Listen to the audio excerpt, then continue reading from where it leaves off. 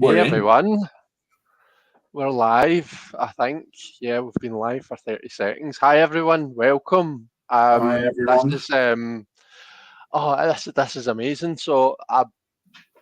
We've been wanting to do this for ages, and we finally managed to get together and do it.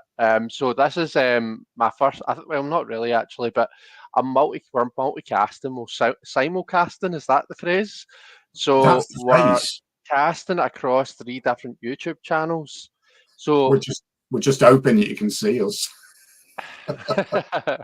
yeah, might need to play about with the visuals, but hopefully I can see you too. Anyway, that's the main thing.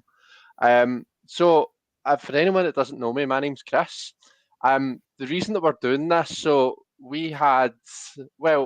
had the thought. I thought, what would it be like to have 2 tarot celebrity superstars go live with me? And Did funnily you pick the enough, right at the very ones? same time. Could you not Well, find we'll the find out. MDLs? We'll see how far we spiral into chaos, and that'll determine whether I've picked the right ones.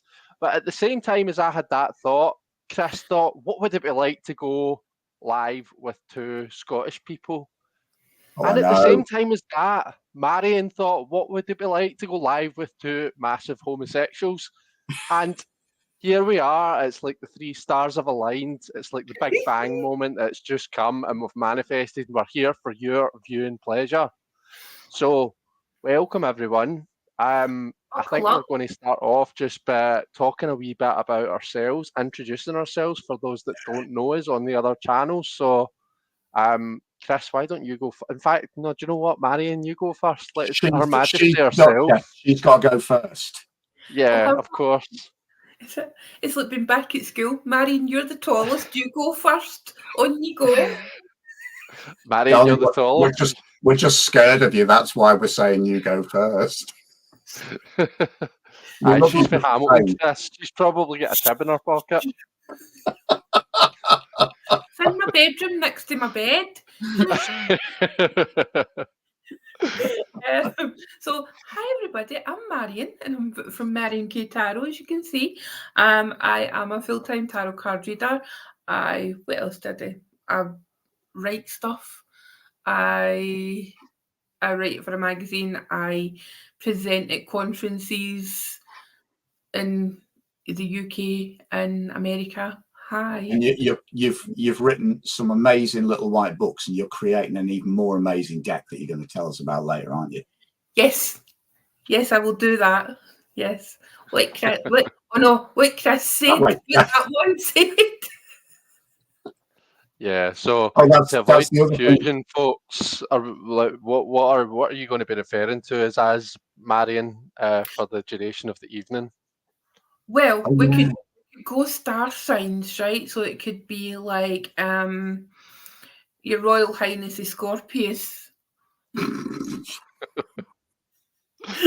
And your Royal Highness is Geminius.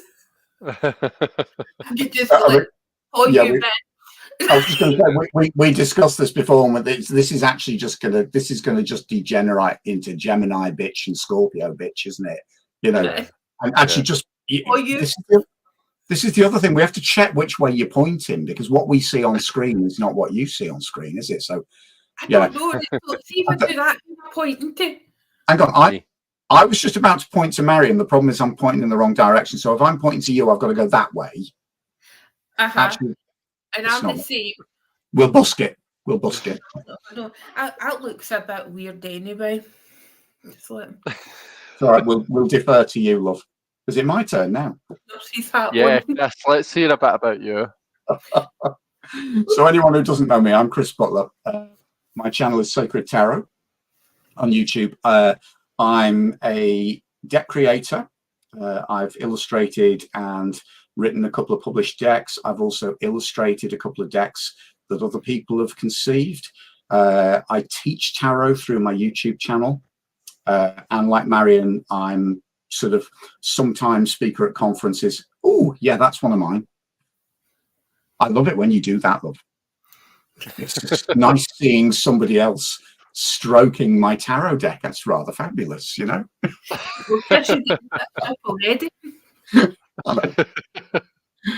So yeah, that's me. So it's your turn now. I know. Go. Oh, so my name's Chris. My pronouns are he and him. I've got a YouTube channel called Elemental Cartomancy, and I've been reading cards since I was a Wayne, really, since I was about 8, to be honest. I got my first deck Really? of cards. Translate. Small yeah. child. Wayne, Wow. small child. Wayne is a small child. Am I getting a sort of Scots dialogue lesson here? Yeah. You Dialect. probably need to translate as the evening goes on. That So is- maybe you- someone in the chat can keep a wee bit of a glossary for us. You and might we could see you might sort of have to have a few Scouse dialect lessons in I'm the quite- meantime. From you. Are you quite I'm- conversant?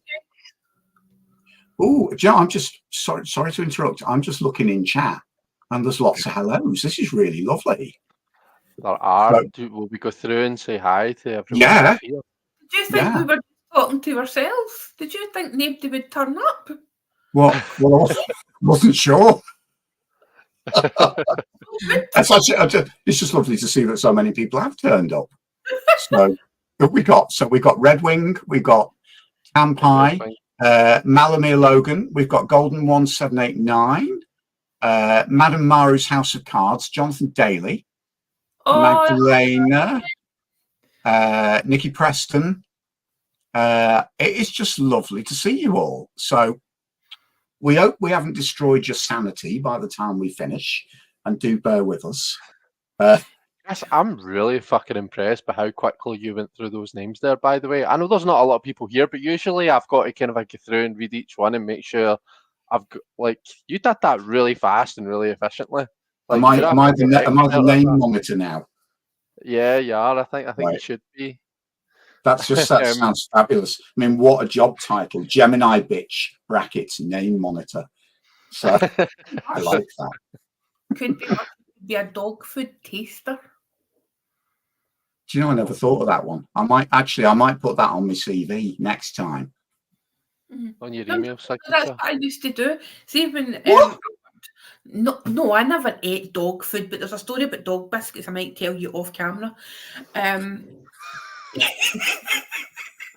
That sounded wrong. Just to let everyone know, and also hi to Janet 445 and Golden 1789. Just to know, we will actually be talking about tarot very soon. We will. Maybe. No, it's like when I had a muggle job and I was having a bad day, one of the guys used to say if I was like having I can't be bothered. But listen, it could be worse. You could be eating duck food for a living. I'm like, what? And because I didn't realise, I'd never thought about it before, but that is genuinely a job. Wow. Where humans need to taste dog food. You know, it's all made out of goat.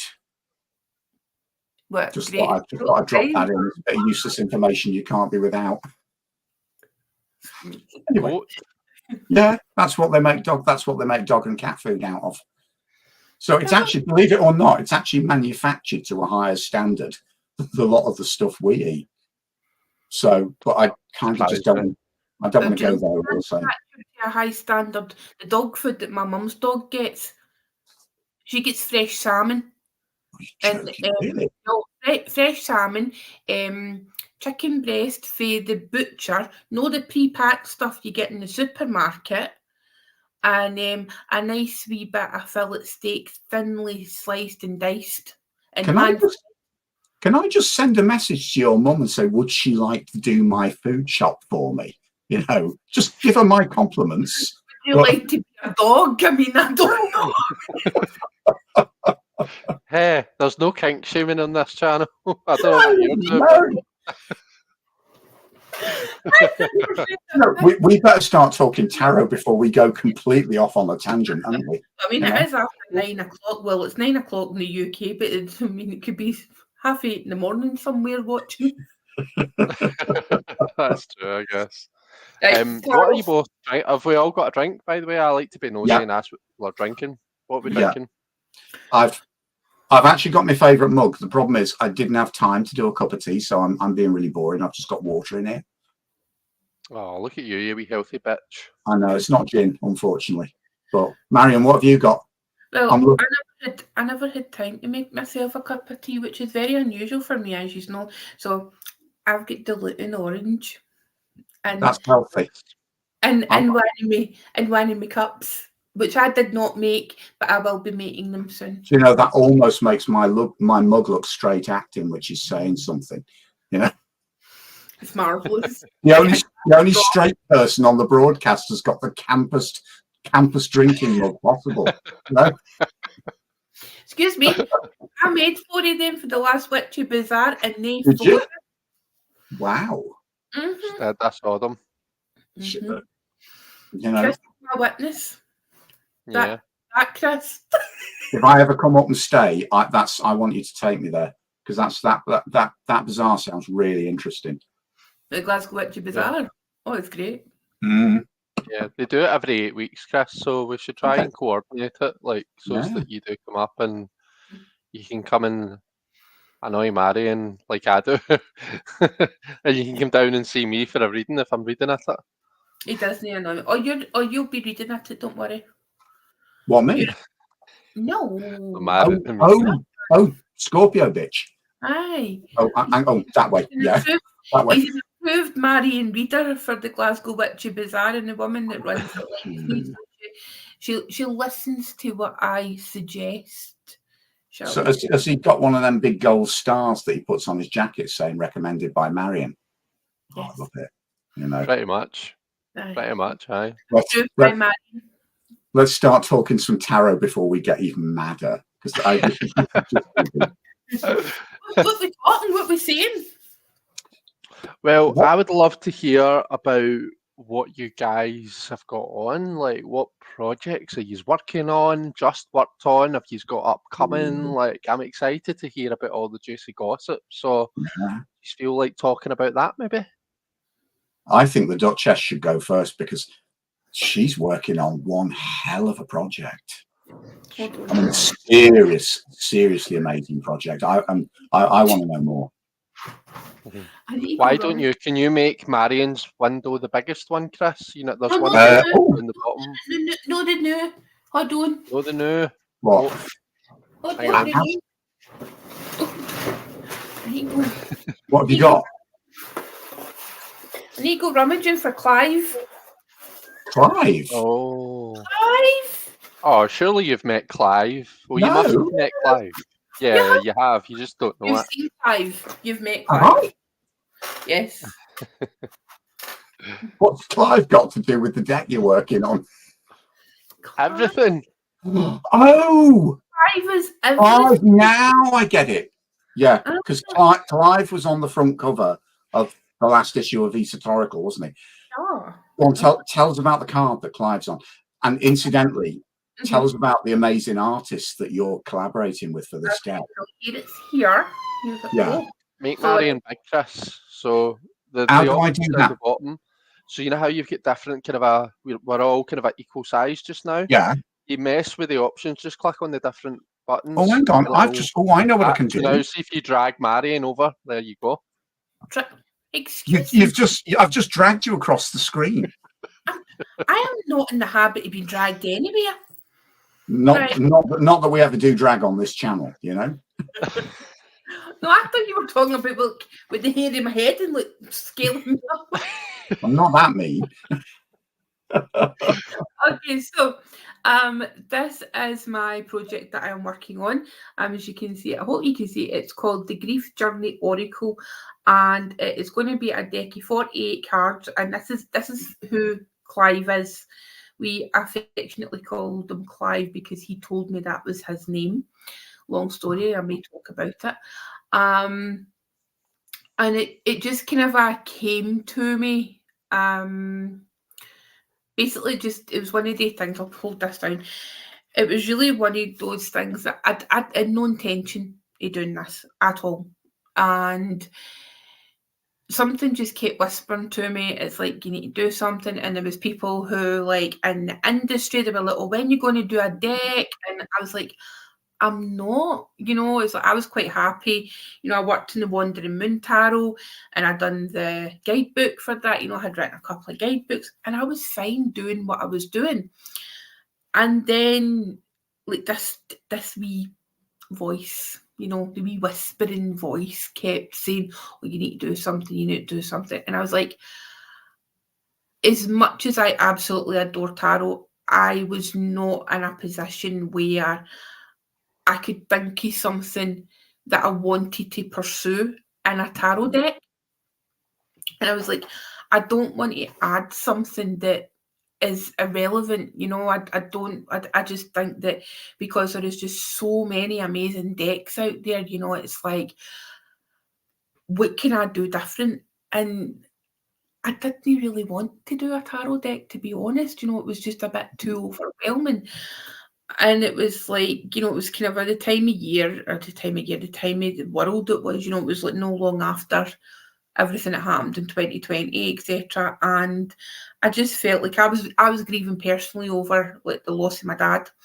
But it was just, there was just so much grief in the world. There was so much collective grief. There was, and not just for, you know, losing somebody, losing a physical person. It was, you know, things like people had lost time. Yeah. You know, people lost like, you know, yes, they lost their jobs, and yes, like kids lost time with their education, and, you know, parents lost, you know, just the interaction with maybe people who were used to being in their life, or even just like certain generations of people, they lost their ability to socially connect, because it was like, you know, in the west of Scotland, like where me and Scorpio Chris is, you know, there's a lot of generation of men, and probably a lot in the UK, who are retired, and really all they really had was, you know, maybe going to the football, going to the pub, going to like the bookmakers, you know, and meeting up with their friends and doing that. And all of a sudden, everything that they enjoyed in life was gone. You know, so there was that aspect, and there was just so much. And I was like, right, okay. So then I had the idea, and I was like, right, I can do an oracle deck, and it'll give me so much more freedom. Then the problem came, it was like, I can't draw worth a fuck. Do you know what I mean? It's like, I done high school art, but oh, my necklace just came off now. I done high school art, but I mean, that was a few years ago, and certainly not good enough to, you know, be a deck. So I was standing making a cup of tea, and my wee voice, my intuition, whatever, kept going on about me, you know, you need to do this, you need to do this. And I was just like, fine then, if I have to do this, find me the artist. And about a couple hours later, I was just scrolling through Instagram, and my friend had bought something for Terry the artist, and I seen it, and I'm like, oh my God, what is that? Can I get one of them? Who did this? And I went on to her Instagram page, utterly fell in love with her work. And I was like, I wonder if she would be interested in doing this. So I spoke to a really trusted friend, and I'm like, what do you think? And they were like, do it. Just ask. So there I was, sent her a DM, and she came back to me. I mean, God bless her heart.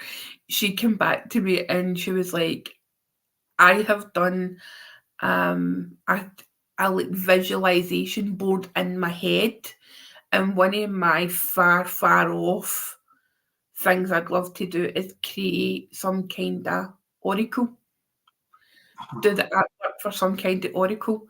And she's like, and I had no idea how to access like your world, like divination, etc. And I was like, right, so do you fancy it? And we had a Zoom call, just totally hit it off. And yeah, that's us. And we're a good year and a bit into this project. And her artwork is astonishing. She paints in oils, doesn't she? Yep. Which is every image is hand painted, so it is an original painting.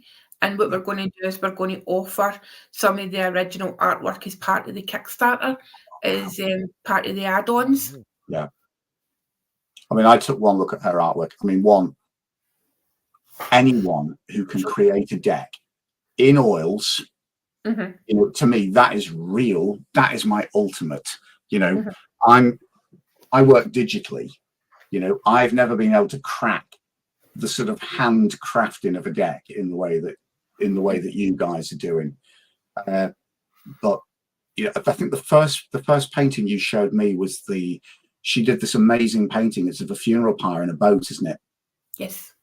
And it just sent shivers down my spine. And I mean, the deck that you're creating, I think it's so needed. And I mean, I could really relate to what you were saying, because I mean, I lost my dad last year. I mean, we've talked about this a lot, haven't we? And it made me realize that actually, I mean, there are so many wonderful decks out there, but there isn't actually a deck that deals specifically with the processing of grief. And when you told me what you were doing and what you planned, and then showed me the artist that you had on board, I just thought, oh, wow. I just wish I'd had this deck then. But at the same time, I just think what you're creating is going to be an incredibly powerful tool, you know. But it's interesting because, I mean, it's role reversal. You felt you couldn't do a tarot. I, as an artist, admire anyone who can devise their own self-contained system as an oracle deck. Because I mean, I've just ended up illustrating the Oracle of the Hecatean Path, but that again was authored by Ken Payne. So I was following his instructions, but in terms of actually scripting my own oracle deck, now I tend to sort of, the tarot gives me security. It gives me the framework. It tells me what I've got to illustrate, you know. I think it's because, I mean, you could have done like, oh well, here's a tarot deck and the subject matter is grief, and no, it just didn't. It felt kind of like, oh, here's a topic, let's jump on the bandwagon and let's just stick a tarot deck out in that subject matter. You know, that's how it felt for me. In this deck, and you know, there is, I mean, obviously we've done research in that, and there is decks that acknowledge grief, but what I have seen is it's very much in the kind of guise of, well, here's affirmations, here's an affirmation deck, you know, let's pull a card, and oh, here's like a nice few lines as if you're reading like a sympathy card. And you know what I wanted to do was, I mean, there is no getting away from the fact that grief in any form, in any format, is hellish. Yeah. It is the shittiest thing that, you know what I mean, we can experience. Yeah. And I just thought, you know what, if I'm going to tackle this, then I'm going to do it right. I'm not going to shy away. I'm not going to sugarcoat it, but I'm also going to use beautiful artistry, beautiful images, because it doesn't need to be awful. You know what I mean? It doesn't need to be this kind of a like creepy, like dark imagery. You know, it can be beautiful, because even in the depths of grief and in the depths of despair, there's still something, you know, that just, you know, you can find, ultimately, you know, it's like that phrase, right? It's like, grief is the price we pay for love. Yeah. You know, so it's like, so of course there has to be something, you know, for us to feel. And even though it's so hard to feel when you're processing stuff, if I can, like, and if me and Terry can provide artwork that makes you feel, you know, it could be that somebody looks at an image and they've not been able to feel for weeks, you know, whatever's been going on with them, because the body does go into shock, and it's a protection thing. But if I can provide, and Terry can provide an image where it looks and they're just like, oh, isn't that beautiful? Or, oh, isn't that powerful? And they actually feel that energy. It's like it breaks through the numbness. So that's one of the really big concepts that we're trying to encompass within the deck. Well, I think you've done that with flying colours, even just from the artwork I've seen in progress. I mean, having been there, there's Early Rituals just put a really interesting comment here, because they've just said, the beauty is that grief is timeless to some extent. There is always time to process it more. And then just as hell, I lost my father at 36 and I'm still on my grief journey. And absolutely. I mean, I lost my grandfather, who I was incredibly close to, in 1995. Here we are, I mean, almost 30 years later, I still am on that journey. I still think about him every day. I still talk to him, you know. Yeah. It's because time's linear. Yeah. You know, it's like we think of time is like this kind of it's like time's like this man-made construct. Yeah. You know, but we've all been in situations where it's felt like things come up really, really quickly, or things take ages to appear. You know, we've all experienced that, and I think that it's the same thing, you know, and there's so many different processes, and there's so many different ideas around the concept of grief, etc. And I've been doing like a lot of research as well, but it's I think and you know, there's like golden 1789, you never go over, just live with it. And you do, you know, it changes and it expands and it contracts at times, you know, and there's like maybe like obviously times of the year are different times in life that you know, you feel it more acutely. You know, and that's the thing, you know, I hate that expression or that, you know, kind of a thing where, oh, well, I mean, you really need to get over it. I mean, it's been X amount of time. You should be over that by now. Yeah. You're like, no. It doesn't work like that, does it? You know? No.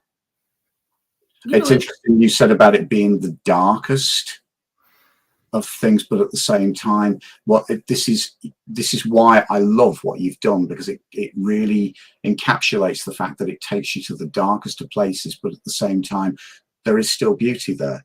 And I'm thinking, I mean, literally I would say easily the 2 worst days of my life, you know, the day 1 o'clock in the morning, I got the phone call and I had to break to Mum that Dad had passed in his sleep in hospital.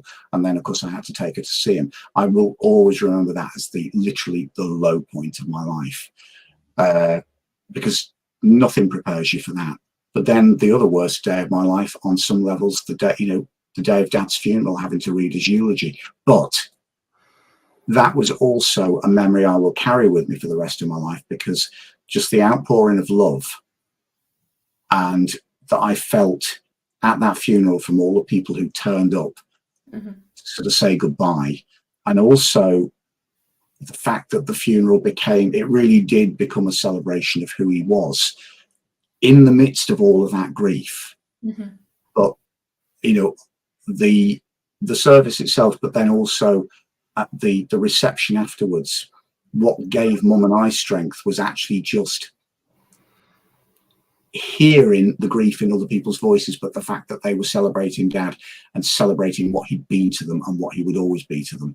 And that's why I responded so much. I'm realizing now that's why I responded so much to the images you and Terry have created, because they don't sugarcoat it, they don't varnish it, but they do the fact that, you know, they do acknowledge that there can be beauty even in those darkest places, because, you know, we're remembering what we've lost and we're celebrating what we've lost. You know, I mean, it's like, I mean, something that I've said, you know, I lost my sister when I was 24 and she was 22. And like you said, like, you know, at your dad's funeral, you know, the part afterwards where everybody gathered together. I mean, and we were very, very, like,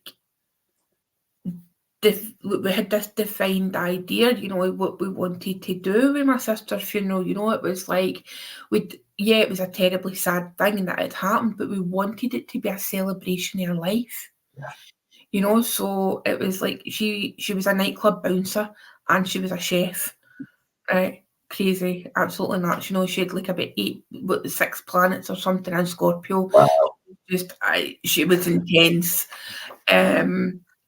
Now that's the sort of person I would have liked to have known, you know. She's completely bonkers. She makes me look like a boring librarian.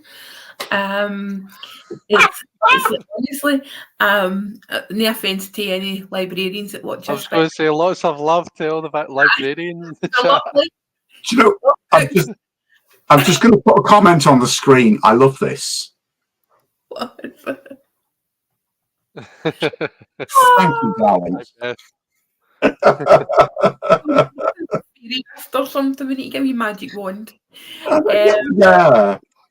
So yes, we went, and it was like the nightclub that she worked in.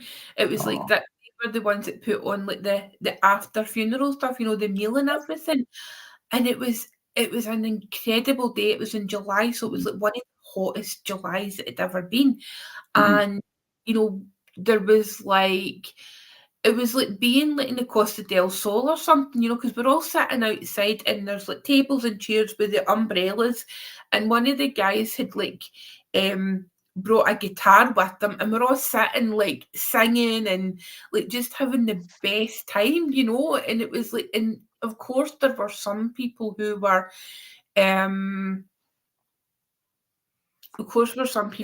upset. You know, we all had times where we maybe kind of stepped away, you know, and kind of had a cry, if you like, exactly. But it's one of the things, you know, and everybody like acts differently and behaves differently, and everybody has got a right to be and feel how they feel, you know, with their own personal journey. You know, because that's like a kind of tagline, but well, not the tagline, I don't even know what to say, right? But it's like the thing, it's like grief in all its forms and facets is valid and has been honoured. And then it says, an oracle deck to assist in traversing the tumultuous journey that grief takes us on. And then it's November 2024. We will be releasing. I can't wait for that. I'm so scared. I'm so scared. I can understand that, because I mean, the release of a deck is just scary, isn't it? You know, you're kind of putting your work out into the world, and you don't know. This is me basically asking with my wee hat, coming begging for folk to pay for take, you know what I mean? To like fund this. I don't think you're going to get any problem there, love. I think there'll be plenty of people who will really appreciate a tool like that. I agree. I agree. So, like, for people in the chat, like, tell us what your thoughts are, because we are conscious, and Marion, you said this to me when you first told me about it. It's not something that's been done a lot. You know, there are decks out there that approach the subject of grief. Jens Friborg's is the one that comes to mind first, but it's not something that a lot of people have done. So, in the chat, like, tell us what your thoughts are. Like, is this something that you think that you would use? I cannot wait. I'm like Chris. Like, I want to have it now.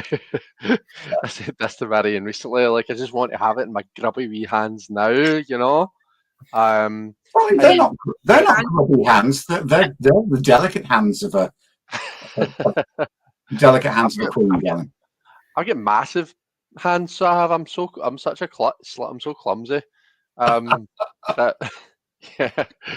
But yeah, like it's like when we lost my gran a couple of years ago. Like, it's just that I mean, I've always been a like card reader, and I've mainly used tarot. I never had something that could specifically help me go through something like that.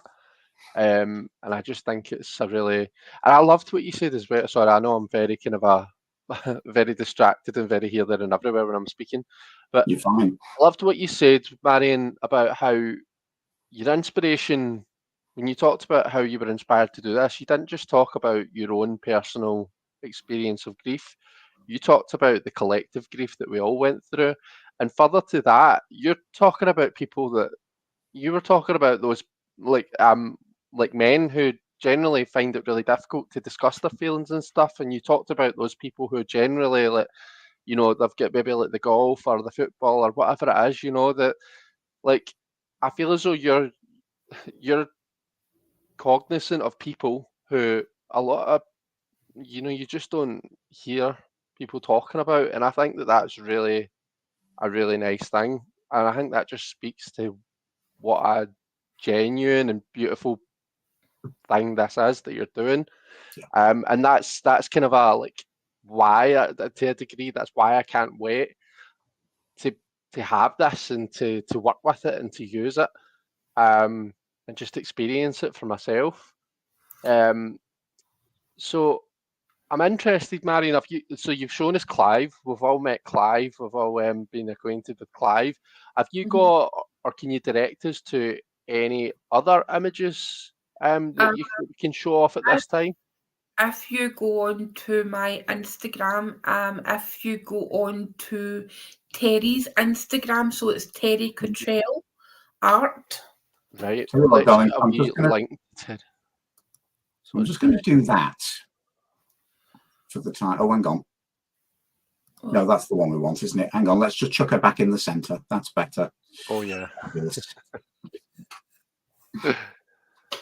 It's like the chariot, isn't it? Marion's like the reason's charioteer. Oh, totally. We're Yeah. like the Sphinx Chris, you're the. Are What we did you sort say? of- oh, hang on. Oh no, it's that one. I'm just trying to get me pointing direction. the opposite for what you had done. So I did that, I point to Chris Butler. I did this, I point to Scorpio Chris. Do you know, we might actually get the hang of this by the time we've done 3 or 4, mightn't we? You know, 3 or 4 hours you talking about?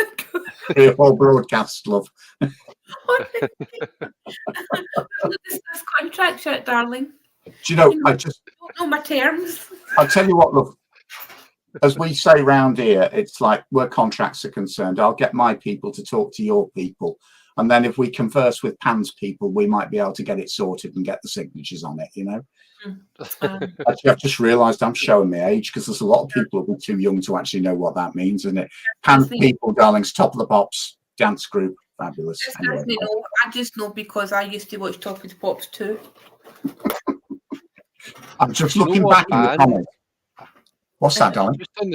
I was at my family funeral on Wednesday. It was my uncle, rather, well, yeah, my uncle, my mum's uncle, my grand's wee brother. And he was apparently a massive fan of the group The Sparks. Didn't he use the Sparks? Yeah. Oh, Sparks, yeah. not the Sparks, sorry. Yeah. The Male Brothers. Yeah, I just discovered this town ain't big enough for the both of us. Is that what it's called? That's such a good song. Why have I not heard that before? This is song called Sparks. This town ain't. In fact, see how the you know my story. You know, there's a wee song that was going with my Insta story. That's the song. Oh, right. Darling, I'm going to make a recommendation for you. Bear with me. Oh. Everyone has got to have this on their iTunes. I mean, I'm in a bit of Stone Age, so I kind of still use these things called CDs. But best Sparks album ever, #1 in heaven. So chuck that on your streaming. Wonderful. Right. Okay. I'll get that on my YouTube music. No Sparks as an electrician. Oh, that's the one. No. Weren't we were talking about Oracle decks, weren't we? Yes. I know. I'm so sorry. I don't know how that happened. It's fine. It's not the week. Do you know? I'm just going to put this. This is the quote of the night. So, Aspasia Rising just posted this. I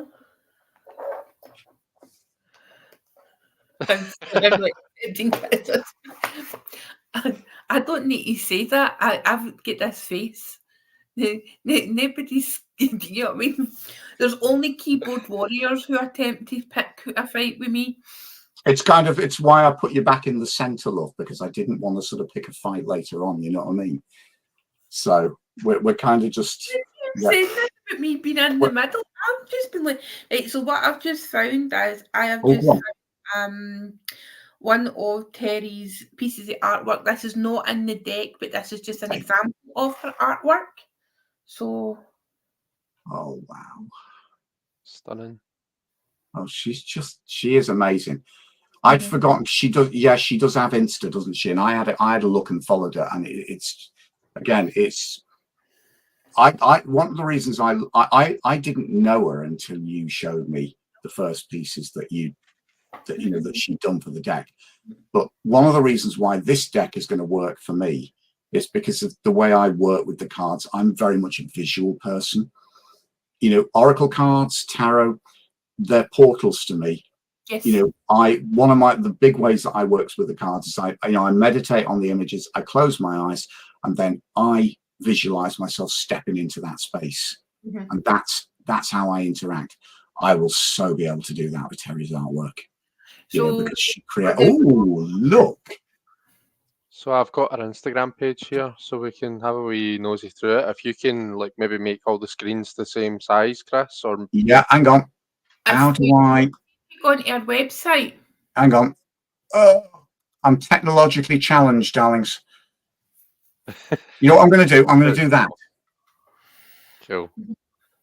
Go onto our website, Marion. Yep. Is that the Shopify or is that something different? No, Shopify. Oh, well, that. Oh, no, in fact, sorry. That will only show you any of the images for the deck. So if you scroll down. So I've seen. So see the crow? Clive. Oh, there's Clive. Yeah, there's Clive in his original. This one, yeah. Oh, yeah. There we go. Grief Journey Oracle. Oh. So there's one of the beautiful images. I suppose. So everyone, I've put a link to Terry's Insta in the chat, so make sure you go and follow her, and maybe you'll see more of these images popping up. You never know. There's Clive, beautiful. There is a real feminine energy about Terry's work, but it's real empowered femininity, isn't it? These images just wham straight in your face, but in a really, I don't know, it's weird. They're gentle, but they're overpowering at the same time. So see that one there, Chris? Which one? The one you've got kind of highlighted? No, the one before we just did that there, right? So that is that's probably one of the hardest images that we have done. And this image actually came to me when I was in the shower. So this is basically how we work. This is a wee thing behind the scenes, right? I have these things called shower visions. And it is generally when I'm obviously having a shower or when I'm doing the dishes, right? It's usually when I'm in contact with water. And I will suddenly get flashes, like pictures in my mind, like images. And I will, as soon as I'm available, right away, get out the shower or whatever, and I dry my hands and stop washing my dishes, and I will voice note Terry, and I will describe what I've seen in the vision in my head, and she will literally, it's as if she sees what I see and she creates it. It's incredible. And then there's other ones where she has an idea and then she paints it, so she just goes with it. And then it's something that I have got a story that becomes very personal to me. Where I can tell her, I'm like, did I ever tell you about that? Because it's so because I get confused and I think, oh well, I never told. Did I tell you about that? I must have told you about that. And she was like, no, it just came to me. I just came up with this idea. So this particular one, I don't know if we have actually shared the full one. I think we've maybe just done that wee bit, but essentially what it is that image went on to become the card that we're using for child loss. Wow. Because when I said that when I was setting out in this journey, I was not going to shy away from things. And I was like, how can I possibly convey that? How can we possibly convey that in an image? And when she sent me the final one, it was like, right, okay, I know how it is. And I sent it to somebody who has very sadly been in that position. and they looked at it and they voice noted me, and they were in tears, and they were like, "That's exactly what it's like." Wow. And it's one of the cards where it's almost like unless you've been through it, you don't see it. Hmm. Right, and so that's what I'm that's all I'm saying. But there's Madame Maru's House of Cards. The ions from flowing water activate intuition. Ah, that's what it is. Ah, Mm. okay. Do you know? I wonder if that's how my mum. Right, side note here. So I wonder if that's how my mum. She always said that she got messages from spirit when she was in the toilet. When she was like, "I'm just going to go for a pee." And she would come back and she was like, "Oh, do you know, I just get a message from my wee voice there." She's a Scorpio. Well, I'm learning tonight. I really am. Mind you, I was telling you the story of the Healing Light Tarot, wasn't I, the other night? How it when I got my notification to say it was being published. Oh. Did I tell you about that the other night? No. Who was that? Oh God, 2015. Right. Actually, where's Scorpio, bitch? Is he still there? I'm still here. You see my screen rather than my face. He's away emptying his bladder to flow some water. I wonder why he was screen sharing. No, the dragon is one as well. Right. Tell us about the dragon, and then I'll tell you about my on the toilet experience and how that ties in with getting the Healing Light Tarot published. Just as a little aside. The dragon is basically it's like dragons are kind of either one of the creatures where people absolutely love them, or they just don't get it. So it's like the duality of it. So that's how you get dark clouds and you get light clouds, and it's just that kind of a ascension of the power, because like legend has it, and like if you work with dragon energy, they congregate and they live in the core of the earth. Right. So it's like just helping. It's like that's like an imagery just taking over. That's one of the more abstract concept cards that haven't quite materialized yet, is what I'm saying. The artwork needs me to find the words. So that's how we're doing it. I have a funny feeling with that. The words will come when they're ready, because it's just such a powerful image, and it's also such a beautiful and unexpected way to portray a dragon as well. Mm-hmm. There's a kind. I didn't expect the dragon to be so dark, because I always think of them as red and fiery, but also as well, there's just something quite transcendent about that, and I love the way it's ascending. Mm-hmm. It's just it's like that kind of a it's weird because the images will come, and with that, how that one came about was, I just said to Terry, I was like, "Can we have a dragon?"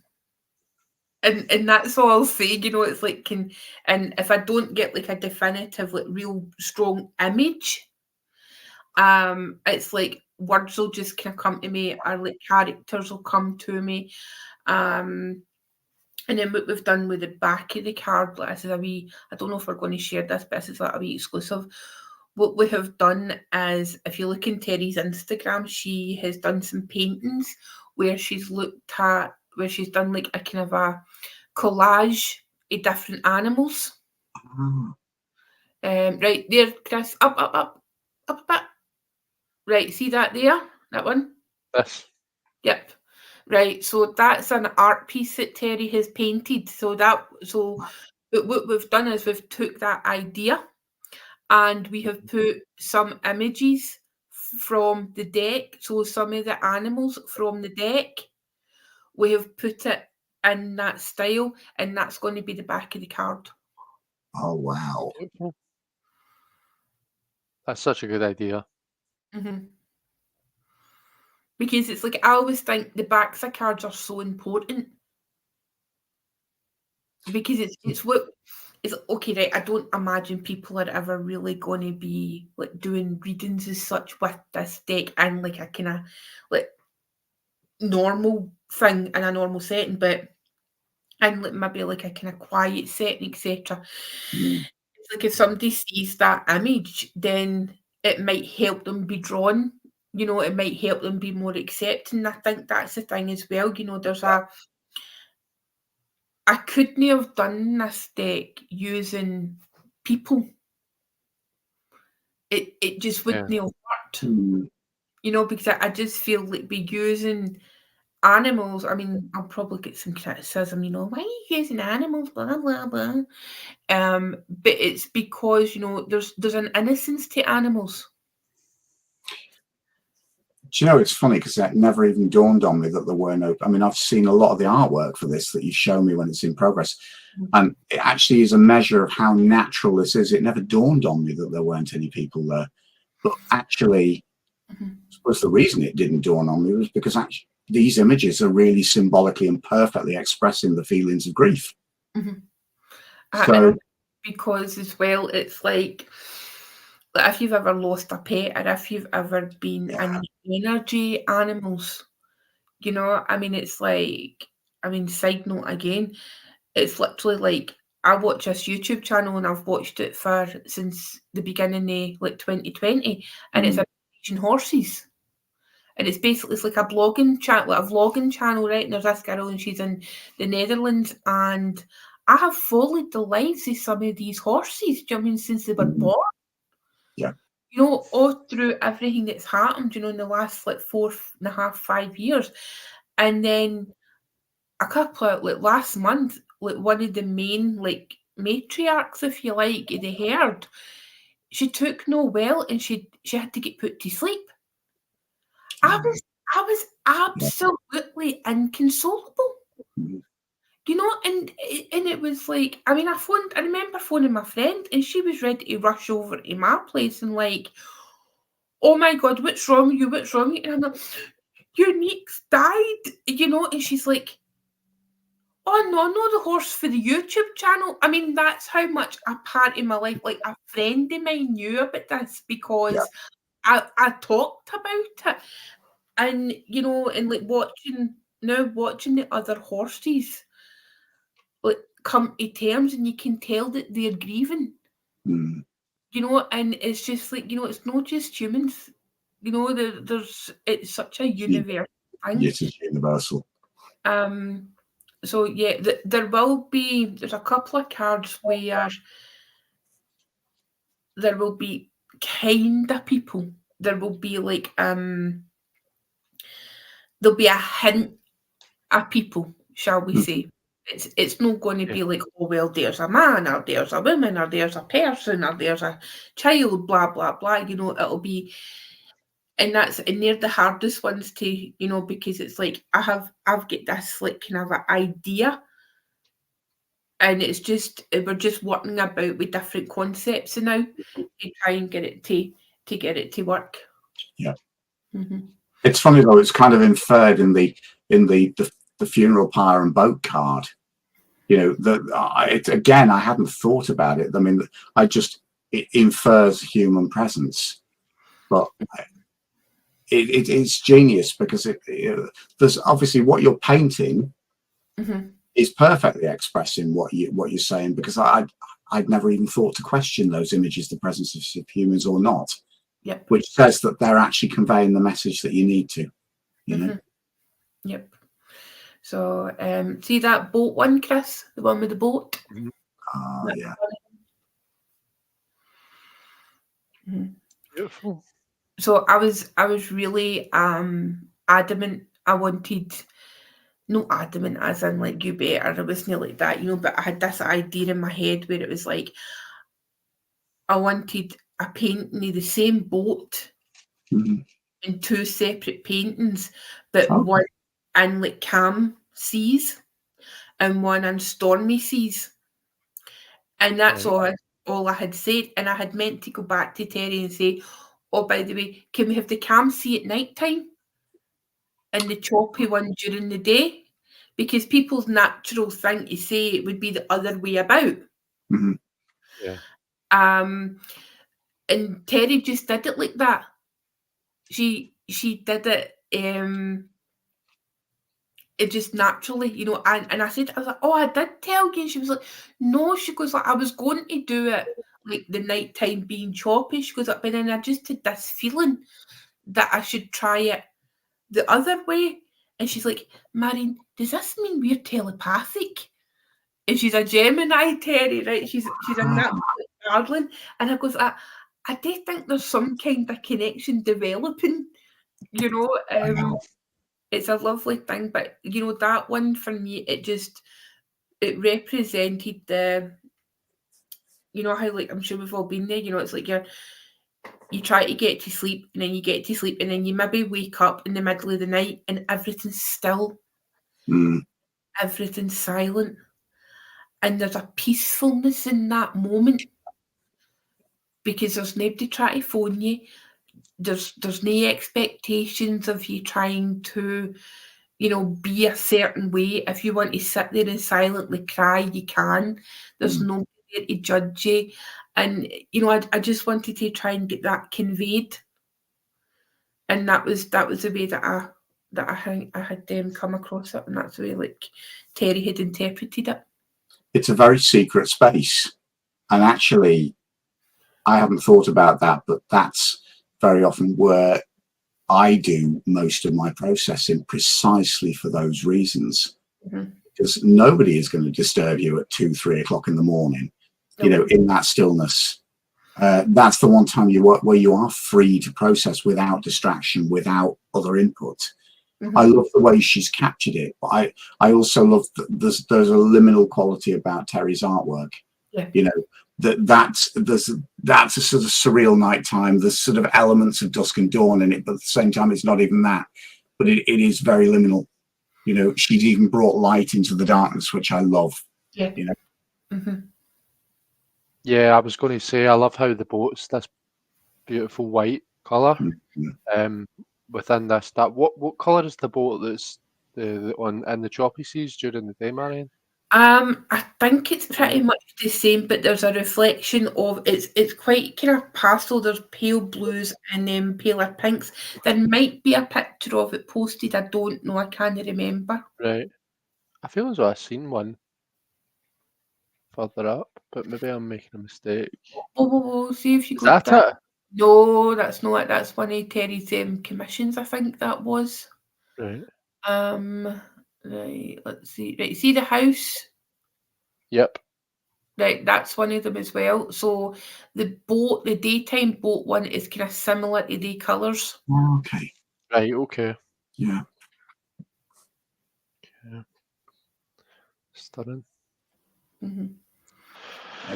So what we're going to do as well is we will, as part of the campaign, we will run a poll. We'll get maybe a kind of handful of what we think is going to be the most popular images, and we will have an add-on for a print, so you can buy a print of the image if you want. Yeah. And as I say, there will be some of the original paintings available as add-ons. Wow. That's amazing. Because it's because we'll have 48 paintings at the end of this, you know. Yes. That's the difference between. We can't keep them all. That's the difference between. I mean, certainly for me, I don't have that, because when I create, I mean, if it was me creating this deck, I would end up with 48 digital files on my computer, and there is something that is a distinctly different entity. You know, it is odd because you never actually get to handle the original. That's the difference with these, and actually, yeah, because for somebody, those individual originals will have very deep significance. Yes. You know? Yeah. Like for instance, Clive's not going anywhere. Clive is not for sale. But there will most likely be a Clive print. Yeah. Clive did look fabulous on the front of the Esoterical magazine, I have to say.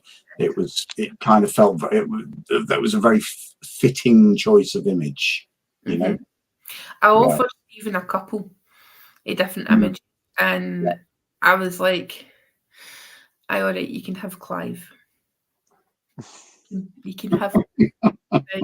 And we hadn't shared them anywhere on social media because we knew that he was going to get used. So the first time that he was being like kind of revealed to the world, if you like, was on the cover of the Esoterical. And it was just like, you know, like we were saying, like, was it last week the Witchy Bazaar, or was it 2 weeks ago now? It's 2 weeks, wasn't it? 2 weeks ago, Marion. 2 weeks ago. Yeah. So like I had get the flyers and I had put them like on my table, and it was literally like it was like a power of Clive. Everybody that walked past, he just stopped them in their tracks. You know, they didn't know what it was. It was just like they were like, and there was a gasp. You know, it was like, what's this? What? You know, and then I actually had one lady once I had told her about it, and that like she's in her purse and she's trying to give me cash. And she's like, "Here's the money." And I was like, "No, that's not how it works. I need it." And I'm like, "But it's not done yet." You know, and I'm like, "Oh, bless you." You know, it was just like, it was so sweet. Is Clive? Do you think Clive will end up as the cover image on the box? I simply cannot discuss that.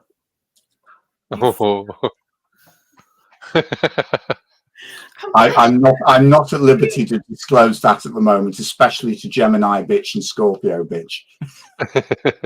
He may well make an appearance in some format. Do you know, it's funny though with boxes, it's that whole thing of to me the box image is so important. The two most important images in the deck, the one that goes on the front of the box and the one on the back of the cards, for the same reason, they have to sum up the whole deck in one fell swoop, you know. And I always find it really difficult with all the decks I've done, actually designing the card back, because you think it's got to be representative of every image in the deck. But then what goes on the box, literally, that's what sells. That's what sells it. That's what that's people's first intro. And you know, like if you get into a place like Watkins, Scorpio, have you ever been to Watkins? Don't think so. Oh, we need to go a day trip. Oh, you've not been to Watkins in London? That's what we could do. We could do a day in London. We've got to take you on a trip. Watkins, it's like it's the holy shrine of tarot decks. Serious. Is this the big bookstore down in London that's got like they've got I know exactly what you're talking about, but no, I've not been. Yeah. I love London as well. I love London. Last time I was in London was, I think, just before the pandemic, i.e. it was the start of 2020. Oh And my God, I know, tell me about it, man. We've got to drag him down to the UK Tarot Conference at some stage, haven't we? You'd love that, man. We could drag him to Tabby. Oh yes, darling, you've got Duchess and Gemini bitch both presenting at Tabby this year. And I know. it's in Manchester. And it's only like about 30 quid to turn in the train. Yeah. Not that we're putting any pressure on you. Whilst we're live. Not that we're putting any pressure on you. Not that we would ever do that.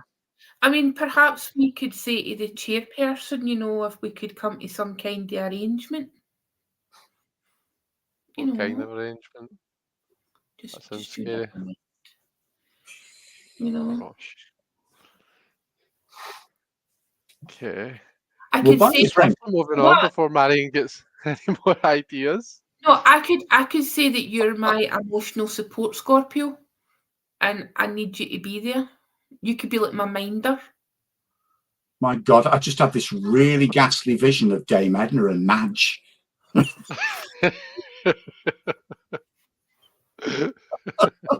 He's far too glam for that. Do You you know? remember that programme she used to do? The Up What? Your Stairs. Remember? And she was in the studio and the old Madge was in people's houses that were sitting in the audience. Do you remember? And that was like the punchline. Who's up your stairs? Just is like, what the fuck? Scorpio bitch is far too glam to be Madge, but it was kind of just one of them momentary visions. I think I'll include it in my next deck, you know. I can't do an Australian accent for Oh, anything. God. No. That is hilarious. Oh dear. But no, So did they actually really talk about anything other than what were they actually? What, the night is young. Have you guys got a time that you need to stop, or? I can probably do about another half hour. Well, I'm a bit like Cinderella, you know. I mean, I go a bit orangey pumpkiny after midnight, but I'm fine. Really? Are we going to get to see that on screen? Because I'll have to change the colours at the bottom of the screen to colour coordinate, won't I? I want to know how Scorpio bitch screen shared. I can't do that. How did you do it? Oh, I use OBS Studio, Chris, so I can use it to like share my different screens. But I can also, in fact, I can kind of show you. If I do this, you can actually see it. So see if I maximum it. Oh no, that doesn't really help, but it really doesn't help. Wait, let me do this, right? Let me go back to here and I'll move this over. So do you see how? Hey, this is very technological. He's got lots of green things jumping up and down on the screen. I can basically select what I'm showing you. So there's one for my face. There's one for my face and my table, which is like my face is here. I promise. Oh, this is so not fair. I'm jealous. I need this. Yeah. It is pretty good.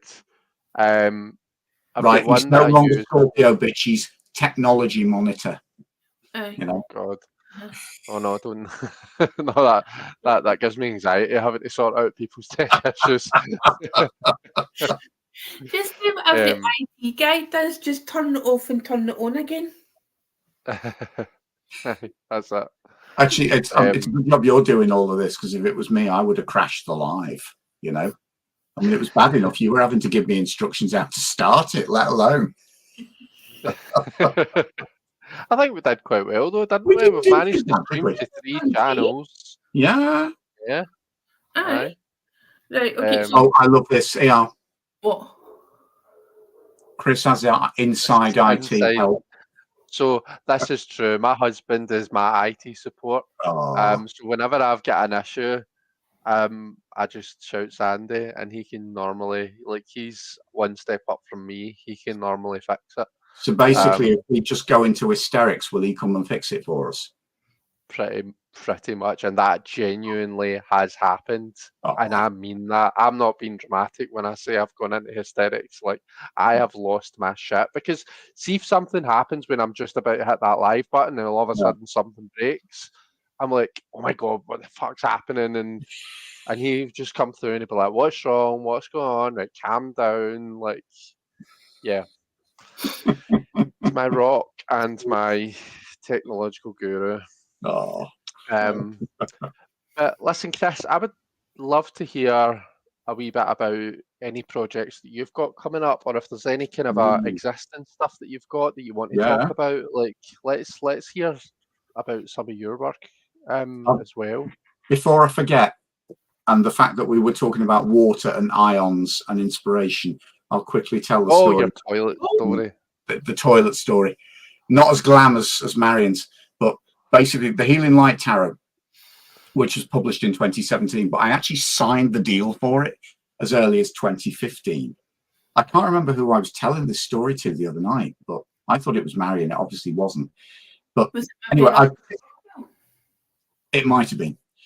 I pitched it. I sent the pitch off to Lo Scarabeo, and normally these things kind of take a couple of weeks, couple of months before you get a reply, because it has to go to an acquisitions board meeting. So I must have timed this perfectly, because I emailed it all over and then thought, right, I'm not going to hear for weeks or months, and then just summarily went away on holiday to Somerset to a radical fairy gathering. So I'm in the middle of a field in Somerset. So there's a field, there's a farmhouse, and there's a camping toilets block, which was pretty grim. So, of course, I'd gone away and then not expecting to hear for like a month. And I'd only been there for, what, 2 days. And of course, the other problem is it's like Lo Scarabeo is based in Italy, so they're 2 hours ahead. So I'm basically sat on the toilet, freezing cold at 7:30 in the morning, and this is, semi-outdoors. It's like this wood shack. And checking the emails on my phone, and then all of a sudden I got this email saying, yes, we'll take it. So, of course, I then just went into hysterics, and I'm doing the whole screamy thing, forgetting where I was, because it's like, one, unpublished, and two, this is like, I've heard straight away. Because I'd forgotten, I'd walked up to the toilet block with my mate Bev. It was like sort of sat adjacent in the ladies, and then she's screaming hysterically, thinking I've had a heart attack and I'm asking for help. And it's like, no, I've just found out I'm getting published. So she probably thought that you'd met a nice gentleman and you were getting raw dogged in the toilet, Chris. Chance to be a fine thing. I mean, at that stage in my life, it had been so long it had healed up. Oh, God, we are going to have to mark this not suitable for children, aren't we? Oh, sorry, it's all already done. I just mark all my videos that, because I don't want any bratlings near my stuff. No. Oh my! Anyway, that was my little aside. It wasn't to do with like sort of ions, generating inspiration or intuition, but it was the connection was the toilet, and it was freezing cold, even though it was a June morning. That's kind of just destroyed the glamour of the Healing Light Tarot to a lot of people who use it, probably. But no, I've decided. Shuffling it as we speak, and it does not destroy the glamour, not one bit. Let me tell you. I've lost my track, because you were saying what am I doing and what have I been doing, wasn't it? So I've just basically whatever you want to talk about, I want to hear about. Well, Healing Light Tarot was kind of, I don't know, I think that's kind of it's probably the one I'm proudest of, I think. But I've just had published, obviously, the Oracle of the Hecatean Path, which I illustrated for campaign. And that was kind of a long way in the making, because we completed that before the pandemic. And then we were just pitching it when the pandemic hit, and then we had a couple of false starts, a couple of publishers that were interested where it didn't come to anything, and then we came full circle. Lo Scarabeo, we pitched it to Lo Scarabeo, and they said yes. But I'm so proud of this, but also because it took me out of my comfort zone. This was my introduction to Hecate as well, because similar to you, Marion, it was. Ken was looking for an illustrator, and we got connected through a mutual friend. But again, we kind of just seemed to hit it off straight away. And I don't think I've ever enjoyed a collaborative project as much as I did this one, because it was just, we kind of had a synergy that I can't explain it, but it just seemed to work. And he was just kind of done his homework. He really knew what he wanted. I got very, very clear directions and instructions from him, and it was just a joy to work on. Beautiful. It really is. It's interesting you said about not wanting to sugarcoat grief, and equally wasn't going to sugarcoat the goddess. And it's a very raw deck, but that's one of the reasons I love working on it, because I've found, I don't know, there's some great goddess oracles out there, but there's also some really varnished ones as well that I find out there. I'll say it for you, there is some absolute shit out there. So I was trying to be diplomatic.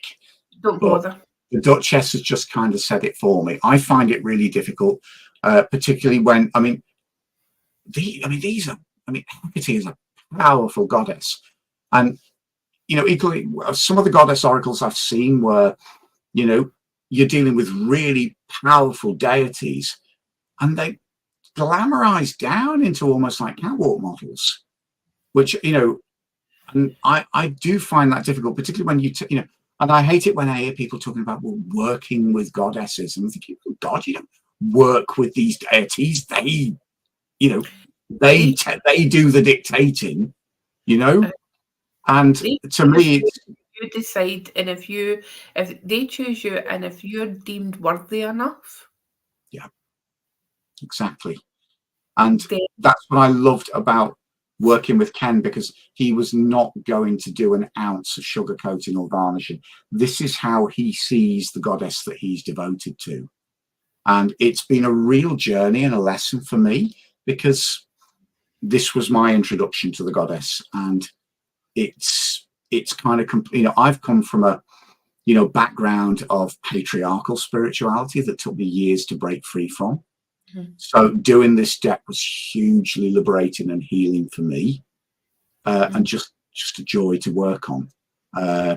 It was a long, difficult road to get it published, and obviously the pandemic played a huge part in that. But, you know, it's just lovely to finally see it out there, and also lovely to see the response. It was one of those decks I just didn't realize. Again, it kind of felt like this was a deck waiting to happen, and I feel privileged that I got to illustrate it, because, you know, it's the only deck sort of exclusively devoted to Hecate that's out there, you know, and being published commercially. There's two other amazing decks that's been done. Somebody did a Hecate tarot around the same time that we were doing this, and that was crowdfunded and put out independently. It is a great deck.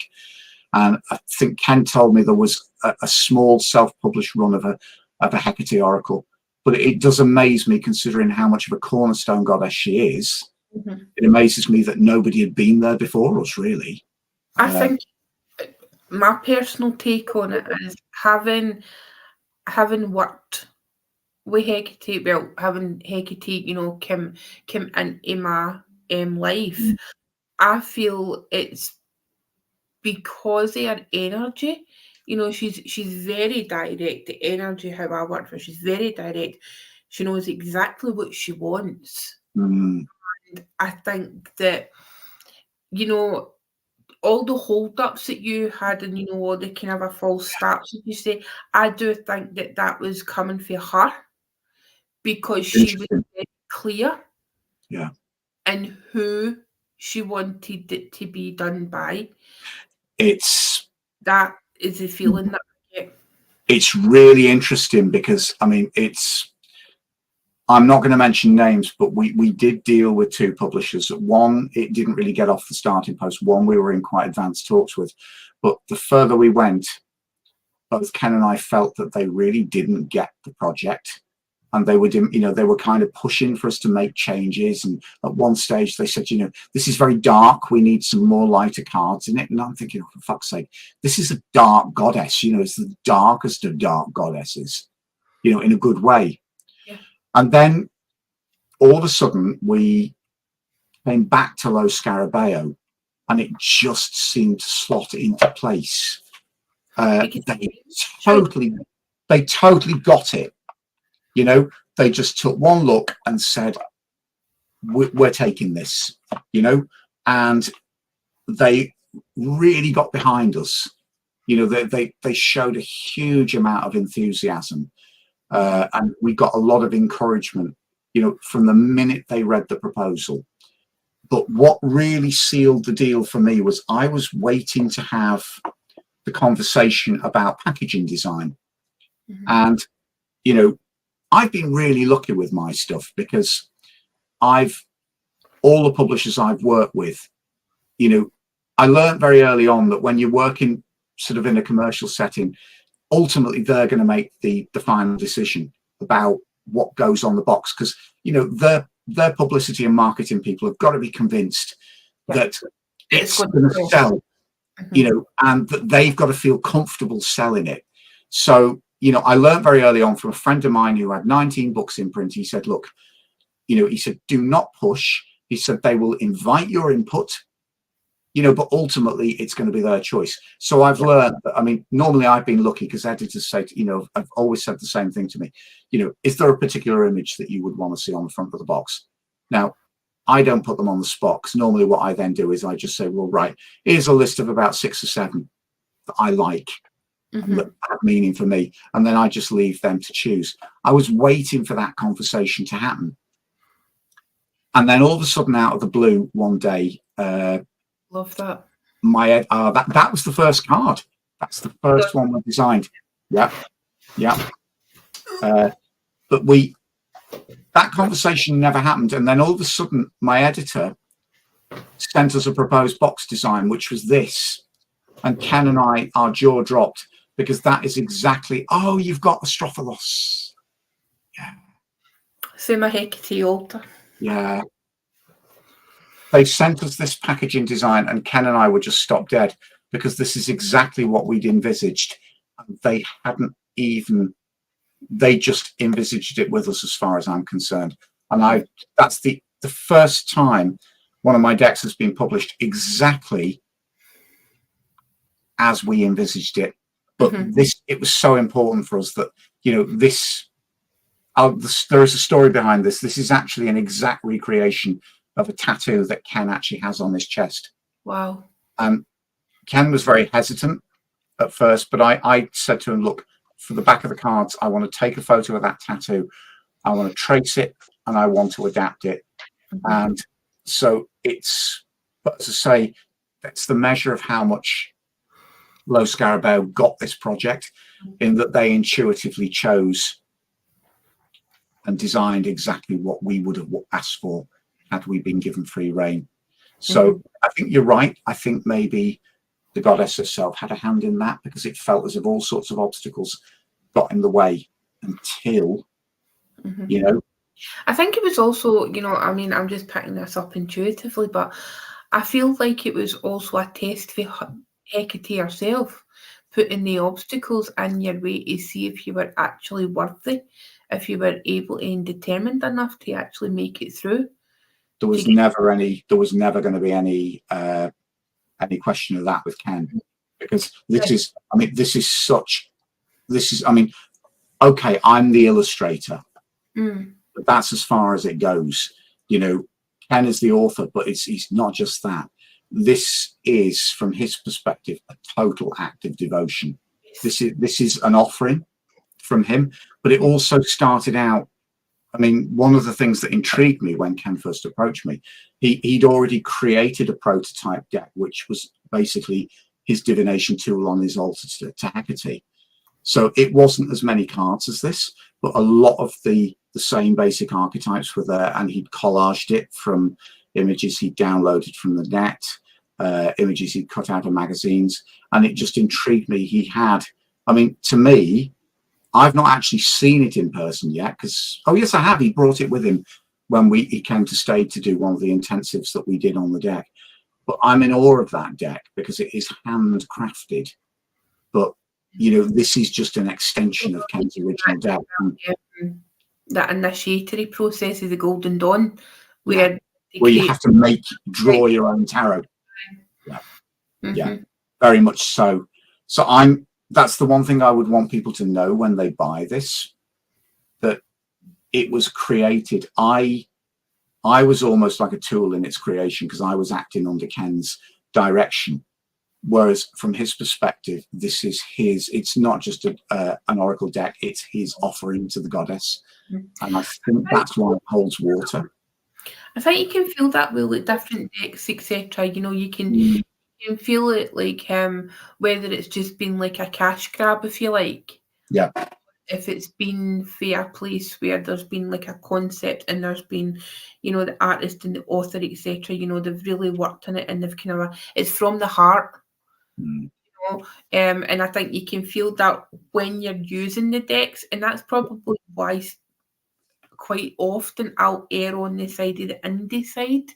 Yeah. You know, the kind of tarot deck creation, and using indie decks, because, you know, you've got that heart and soul aspect of it. See, something very different that I worked on after this and it's something that actually that Marion and I both worked on, was this, wasn't it?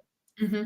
But you see, this was, we were approached by Kim Arnold, who founded the UK Tarot Conference, to create this. Marion wrote the little white book. I did the illustrations for it, and it was actually, it was masterminded by Kim. And again, I illustrated sort of under her directions. And basically, this is to celebrate 20 years of the UK Tarot Conference. But each card features somebody who has presented or played a massive part in the conference over the 20 years. So like the Strength card features Geraldine Beskin, who is she's spoken at the conference on numerous occasions, and she's the proprietor of the Atlantis bookshop in London. The amazing Rashonda Tramble as the Hermit. And Rashonda presented a couple of years ago. Stay Woke Tarot. That's right, Stay Woke Tarot. Yeah, yeah. There's some very strange personage on the Hangman, you know. I don't know whether, I mean, can we see on there? The Duchess herself. I got to string the Duchess up, you know. I mean, I'll never forget, I was dreading sending you that artwork, and I came on a call with you, didn't you? And you just looked at me and said, "Oh, Hen, that's the slimmest I've looked in ages. I'm really thrilled." I was like, "You've made me look thin." But this... I care what I look like. I just look thin. It was great. So it's like being in my 30s again. That was one of my... But I would hope anyone using this would just see the fun that the three of us, Kim, Marion and myself, had creating this. And actually it means a lot to us, because we know a lot of the people that we featured on these cards, and Kim chose so carefully, didn't she? You know, she wanted to make sure that, one, this was a celebration of the conference, but also that it was a very usable and workable major arcana deck. I mean, this is Lara Van Zydam on the Justice card, who is the most amazing, powerful woman, and so incited. I mean, God, I mean, one of Lara's talks. Lara is right. I'm scared for Lara. Really?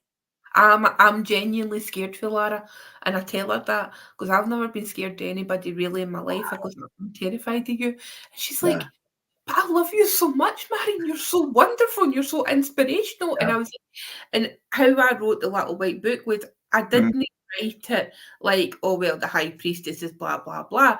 What I did was I wrote like a couple of line like biography of the individual. And it was like, and when I seen Lara with a little white book, and she said, "I'm like, fuck, oh no," and she actually, she was like, "I really enjoyed what you wrote about me, Marion. It was so lovely." And I'm like, "Oh, thanks." This is one of my favorite cards, because Kim and I talked about this, and Lara sent us a number of photos. She sent us, this was one of her publicity photos where she was smiling, and Kim and I said the same thing, because Lara is actually a lawyer in real life, as well as an amazing authority on the tarot and so many other sort of occult disciplines. But I mean, when we did this card, I mean, Kim said the same to me. You know, we never think of Justice as smiling. You know, of course, Justice must smile sometimes. But the other thing is, I mean, Justice can smile in benevolence. But then we both said the same thing. I mean, it's like, I don't know Lara very well. I've only met her a couple of times at the conference, and she's just an awe-inspiring woman. But I think of Lara in chambers, and I'm thinking, if Justice smiled like that, I would think, you're thinking, God, you don't mess with this bitch. You know, and we both said the same thing, that having a smile in Justice, this empowered, actually really makes you look at Justice in a new way. You know, and I mean, with all of these, I love doing this, and hopefully at some stage I'll be expanding this. I would like to expand it into a full-blown deck, you know. But it's funny because I've done 2 projects in a row. This just totally expanded my spiritual plane and my spiritual worldview, and this one actually just reminded me how damn lucky I've been. you know, in actually encountering a lot of these people and being able to share their tarot wisdom. I mean, there's the amazing Kim and her husband Martin. We put them on the lovers card because they are just literally the foundation of the UK Tarot Conference. But yeah, this is very special to me because I was working on this when my dad died. This was the last project that Dad knew I'd taken on, and he was, even though he was in quite serious decline at that stage, and he was suffering with quite a cruel form of dementia. There were times when he still had lucidity, and one of the things that I treasure was that whenever he discussed my work, his face would light up, and I told him I was doing this, and he saw the first few images, and he was really enthusiastic about it. And then, of course, when I lost Dad, while we were going through that process and he was in hospital, I was coming home, I was getting Mum settled, and then 10 o'clock at night onwards, I was going on the computer and I was losing myself in working on this because it kept me sane. So it's a poignant project for me, but it's also one that's full of joy because I kind of know that Dad would have loved this, and at least he knew that I was working on it. And oh, incidentally, there's some mad old bitch on the Fool card, as you can see. So, we both got in there. But yeah, fun is the word that I would say. Fun but profound. And yeah, I want to expand this out if I can. So, and yeah, and at the moment, in terms of what I'm working on, I mean, I've got, like Marion, I've got the Abbey conference at the end of July coming up. I'll be speaking there. I'm also, I was supposed to be running an online workshop this month with a lovely lady called Titania Fay, who I met at the UK Tarot Conference last year. Unfortunately, because of actually quite severe family illness crises both here and also with Titania, we've had to postpone it till November. But I'll be re-announcing that soon over the next couple of days, and I'll be putting details up on my YouTube channel and on my website and what have you. So yeah, so that's what I've been working on. So, but listen, Scorpio, what's that? Scorpio. Scorpio, bitch, we want to know what you've been doing. I've been doing. Yeah. I've not been doing anything. I've not really been doing anything interesting, to be honest with you. I was more excited to hear about you guys. Yeah, but one, you read, and two, you're running your channel, which actually, I love your channel precisely because it centers around lives. I mean, I'm kind of, I tend to sort of pre-record a lot of my stuff. And actually, it's you that's facilitated this, and it was you that kind of put this together. I mean, I'm kind of thinking you're probably thinking you need extra insurance to protect yourself now, having had us on your channel. But I can't imagine why. No, listen, it's been brilliant, and I mean, the reason I started my channel, somebody said something earlier on. In fact, Marion, it was when you were talking about the idea of creating a tarot deck. He says you were basically saying I wouldn't want to do it unless I could bring something to it, bring something of value to it. That was how I felt before I started my YouTube channel. I was like, there's a million YouTube channels out there. There's people that do walkthroughs, there's people that do lives, and I was like, I don't really know if there's anything different that I could bring to the table. And I center my practice, my YouTube channel, even like my enthusiasm around tarot is around reading the cards. Do you know what I mean? Sure, I'm a collector, as you can see just from this small amount of behind me that you can see, but I have these decks because I read with them and because they teach me something interesting about reading the cards. That's where my passion lies. That's what keeps me interested in this stuff.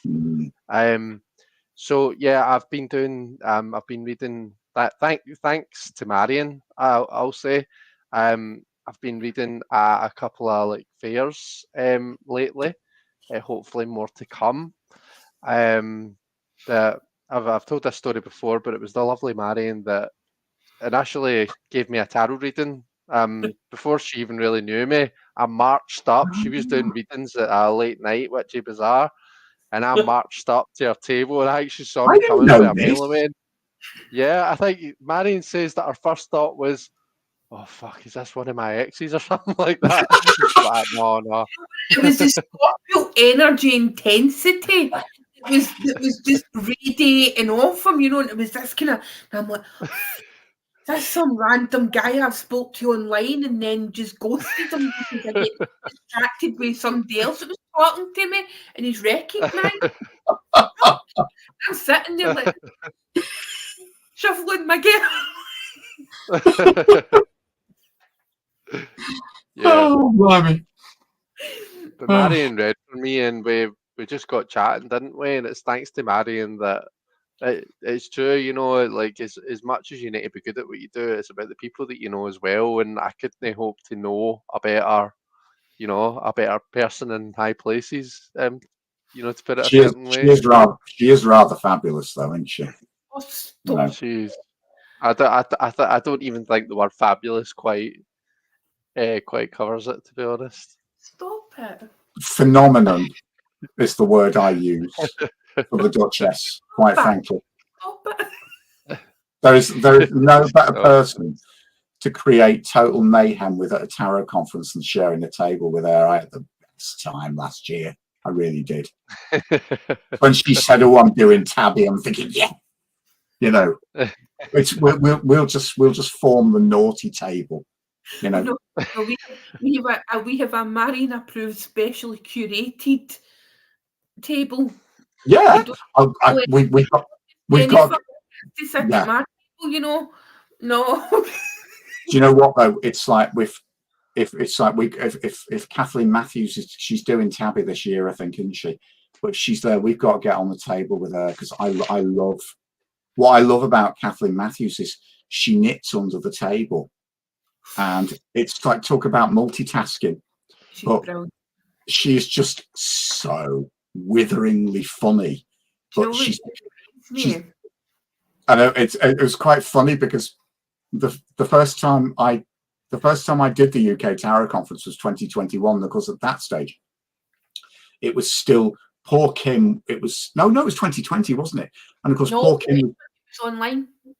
Yeah, that was the first one I did because of course poor Kim was driven to distraction. She had to take her whole conference online, and she must have been happy with what I'd presented because she asked me back the next year, which I'm wow, you know, but I was petrified because I could hide behind the camera in 2020 and I was going to have to stand up there and present for real in 2021. And of course, I'd been sat. Kim had sort of, you know, she'd introduced me for a few people and she put me on a table with Kathleen Matthews and Christopher Hughes, which, I mean, that was hilarious in itself. But what was so funny was I'm getting up there. It's like I'm discovering that adrenaline's brown. I've started me talk about the moon card and I'm 10 minutes in and all I could see was Kathleen's knitting under the table. And it was just, I'm thinking, is she disapproving? Is she knitting because she's bored? And actually, I hadn't realised that she just knits. Right. So do you know what she's like? Right. If I had to describe Cashland to somebody who did not know her and they were like, right, how can you, so you know how the Dowager Countess and Downton Abbey, like Maggie Smith. Oh yeah. Yeah. Yep. That is literally Caitlin Matthews. And it's like She is she's fearsome, but just totally lovable in the same breath. But the problem is, it's like, it was, I mean, last October, wasn't it? I had Marion on one side and I had Caitlin on the other. And I'm just thinking it doesn't get more off the wall than this, you know, for all the best reasons. So. No, it's hilarious. Do you know what? Was it 22? It was either 21 or 22, right? I was sitting and it was after the dinner on the Friday night and her husband, John Matthews, sat down at the table I was sitting at and I was just myself at this point and I was roasting and I had like one of the electric fans that go around your neck and then blow onto your face. Yeah. So I'm sitting there, and I was cool enough at this point. I had taken it off, and he was sitting there, and he was like trying to find something to fan himself with, right? So I had said to him, like, "Would you like to use it?" And he was like, "Oh, right, okay." So, and I'm showing him how to use it, you know. And once he had finished with it and he was going somewhere else, he was like, "You're an angel," right? And I was like, I was like, "I maybe a fallen one," and I gave him like a wee look, right? Well, Caitlin was bustling up like a jealous wife. John, is everything all right, John? John? I'm fucking howling. I'm like, "Are you all right, hen? Don't worry, Caitlin, you're safe." I've just put something up on screen.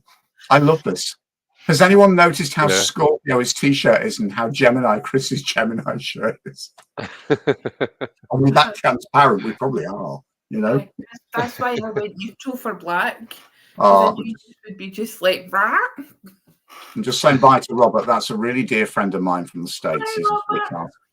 But do you know what? Before we go, what I'm curious about is I want to know what everyone's reading with at the moment. What decks are you using? Reading with?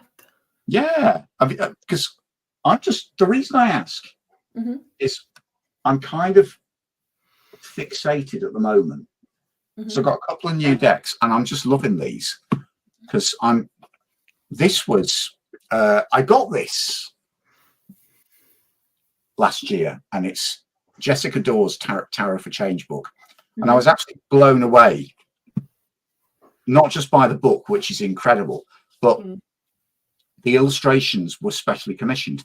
And they're very Waite Smith, but they're very, very original. And the artist is Xaviera Lopez. And I kind of thought, surely they're going to release this as a deck. And it's just been put out. And I'm working with this at the moment and absolutely loving it. And it's funny because I'm also see, this is they're very sparsely coloured. Oh, I like the colour. Aren't they gorgeous? Because they're coloured in a way that I didn't expect. I mean, I've got used to these illustrations in black and white, but I'm really, and it's just proving to be a really wonderful deck to work with. Oh, I don't like the titles though. I Do you not? Oh no. That's always really subjective, and I kind of do it differently, but I can kind of live with them. But I love it. But the other thing I'm working with is this. I mean, I've just found probably my near to ideal deck, and this is an amazing artist called Giuliano Costa, and he's done a couple of decks for Lo Scarabeo. But this is one called the Tarot of Change. Did you say? That's the Mystical Tarot, which I adore. He's also done a pre-Raphaelite tarot. Oh, sorry. Yeah, this is the Change Tarot, and it's Jessica Dore and Xaviera Lopez. I need to go in there. Yeah. I need to reach. So this is.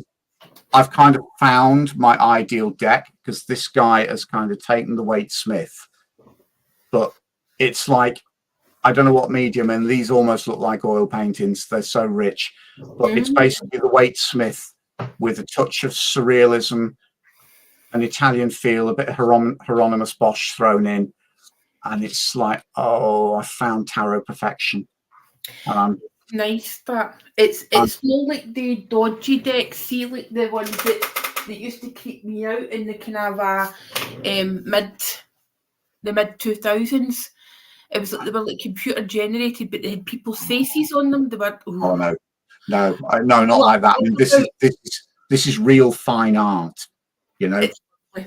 Yeah, no, it's like there was that thing, wasn't it, in the early 2000s when people were sort of, you know, doing decks in like sort of 3D modeler. So you had all these figures that kind of look like computer game things, and it's, you know, it was very much of its time. But no, this is gorgeous. This is just hand drawn. Madame Marouche just said, "Oh my God, Chris, you just ruined the Radiant for me." Now, I love the Radiant, but this kind of just takes it to a whole new level, and it's kind of really true to the Waite Smith. But this is kind of almost my ideal tarot deck. So And it's just the fact that I've found these 2 amazing decks over the last couple of months, and I'm just curious to know what you're working with and what you're reading with at the moment. Right, Chris Scorpio. Yeah, go for it. I've been working a lot with. Do you know, I actually don't have the box. The box is on my bedside table, but this is Angie Banicki's Explorer of the Soul. I've Well, I'll actually tell you just what. done a walkthrough. Mm. Oh, I can actually do this and show you like this. So Oh, yeah. I've just done a walkthrough. So if you want to see it, there is a walkthrough on my channel. But Oh, lovely. yeah, it's a proper, like, a lot of decks. They're really like kind of a well made and stuff, but then Yeah. there's like a wee thing about them where it's like, it doesn't quite work. And usually they're not very glidey. I like a deck to be glidey because I'll often do this Yeah. when I'm doing timing readings. Like I a like bit to do of that. split. And yeah, A and bit a of lot of decks, they have that nice papery cardstock nowadays, Yeah. but it doesn't glide. You've got to do all this shit and like Actually, I have to say, beautiful papery cardstock. But even I'm going to have to get some fanning powder for this because it's not very glidey. And whereas, like yours, this is, you know, those images look intriguing. Mm. Yeah. I like So that. it's basically modernized, like, so that your King of Swords is like almost looks like a maths teacher with all the kind of formulas on the blackboard behind them. Yeah. Do you know what I mean? Like your Knight of Pentacles is building, Wow. building something. It's a 2 of Cups. I love that. So like That there's is gorgeous. there's, it shows different things. She has done a really good job now, and this is the thing. Angie is a reader. Do you know what I mean? She's a celebrity tarot reader, right? She's the tarot Yeah. reader to the stars over in LA. Fair enough, but she's a reader. That's the thing.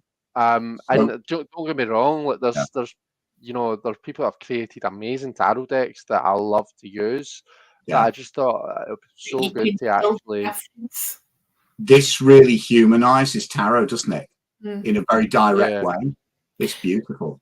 But see, when you get a deck created by an actual reader, Yeah. you can tell the difference. Yeah, you can feel the difference. Yeah. Oh, I love that. So yeah, that's yeah, she's beautiful. Yeah. So this is what I've been working with. I'm trying to see if there's any that beautiful Queen of Wands. Oh yeah. HP. Ooh. Nice. Oh, show me that 10 of Cups. Is it 10 of Cups? Wow, Yeah. that's gorgeous. Yeah. Yeah. Yeah. So yeah, just really kind of interesting stuff. The Queen of Swords. We like a good Queen of Swords. Though that's your favourite card, Marion? That's my card as well. Fab. Mm. Reminds me of my Muggle job days. I had a handbag that looked like that. Used to stalk in the morning. I'd be like, right, what you fucked up last night? Yeah. So there's some ones where you need to. So that's your 3 of Wands, which is very different for the 3 of Wands, but It is, isn't it? made me think, like, so it's obviously a chef making a pizza here, right? And it's like it's not just about mishmashing all the ingredients together and calling it a pizza. You need to create the right conditions. You need to have your oven at 200 degrees or 180 if it's a fan oven. Do you know what I mean? You have to have it in for those 8 minutes or whatever. You can't just throw everything together and hope that it will land. You actually need to put some consideration into what you're doing. Have that perspective. Do you know what I mean? You can tell she's a really seasoned. You can tell she's a really seasoned reader because I mean the mark of a good tarot deck creator is that they can actually present those archetypes in an original way and actually convey the traditional meaning, but get you to see it from a different angle, which is exactly what she's done, particularly with that 3 of Wands. It's amazing. That's the 3 of Swords. 3 of Swords, yeah. Mm. Oh, sorry, yeah, you're talking about pizza guy. So yeah, that's what this is the deck that I've been working with for the most part. What about your good self, Marion? I'm gonna put her Madge there. So in a rightful place. So, I have been creating content for a very good friend, and basically what I've been using is I've been using this Oracle deck. Now, I'm actually not really an Oracle deck user, but this is Scorpio Chris, you'll probably like this, right? And it's an Oracle deck dedicated to Pluto. Mhm. Right. My Pluto is in Scorpio, by the way, in my birth chart. My Pluto's in Scorpio in my birth chart. Just as an aside. We're going to have a wee conversation about that because with Pluto being an Aquarius. Anyway, so it's a mass market deck. It's produced by Running Press. So we know Running Press are really good. And I love the box, and it's like a magnetic box, right? But the book is like slides in. Oh, that's good. And the cards go in there. Yeah. And what it is it's a deck created, and all the cards are made up of shadow puppets. Oh, this is the one you showed me the other week, isn't it? This is amazing. Yeah. It's so cleverly done. Yeah. It's just really good, and I've been finding that it's so intuitive. So as then so you get like random things like a hen,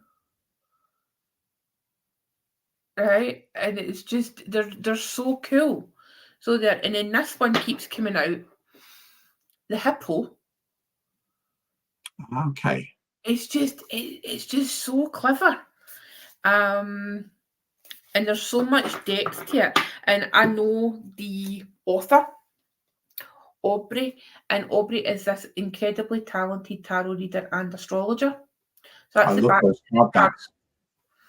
Yeah. So because it's basically dedicated to Pluto, and Pluto is the modern day ruler of Scorpio and the ruler of the underworld, and you know Pluto just goes about and with the shadow, etc. That's really the concept behind the deck. And then the main two decks I've been using is my Wandering Moon. Oh, and of course, there's a death card, you know, just because, you know. And also all 4 versions of this. Okay. Yeah, I do have 4 versions of the one deck. And this is Maria for Studio Artemy. Okay. Yeah.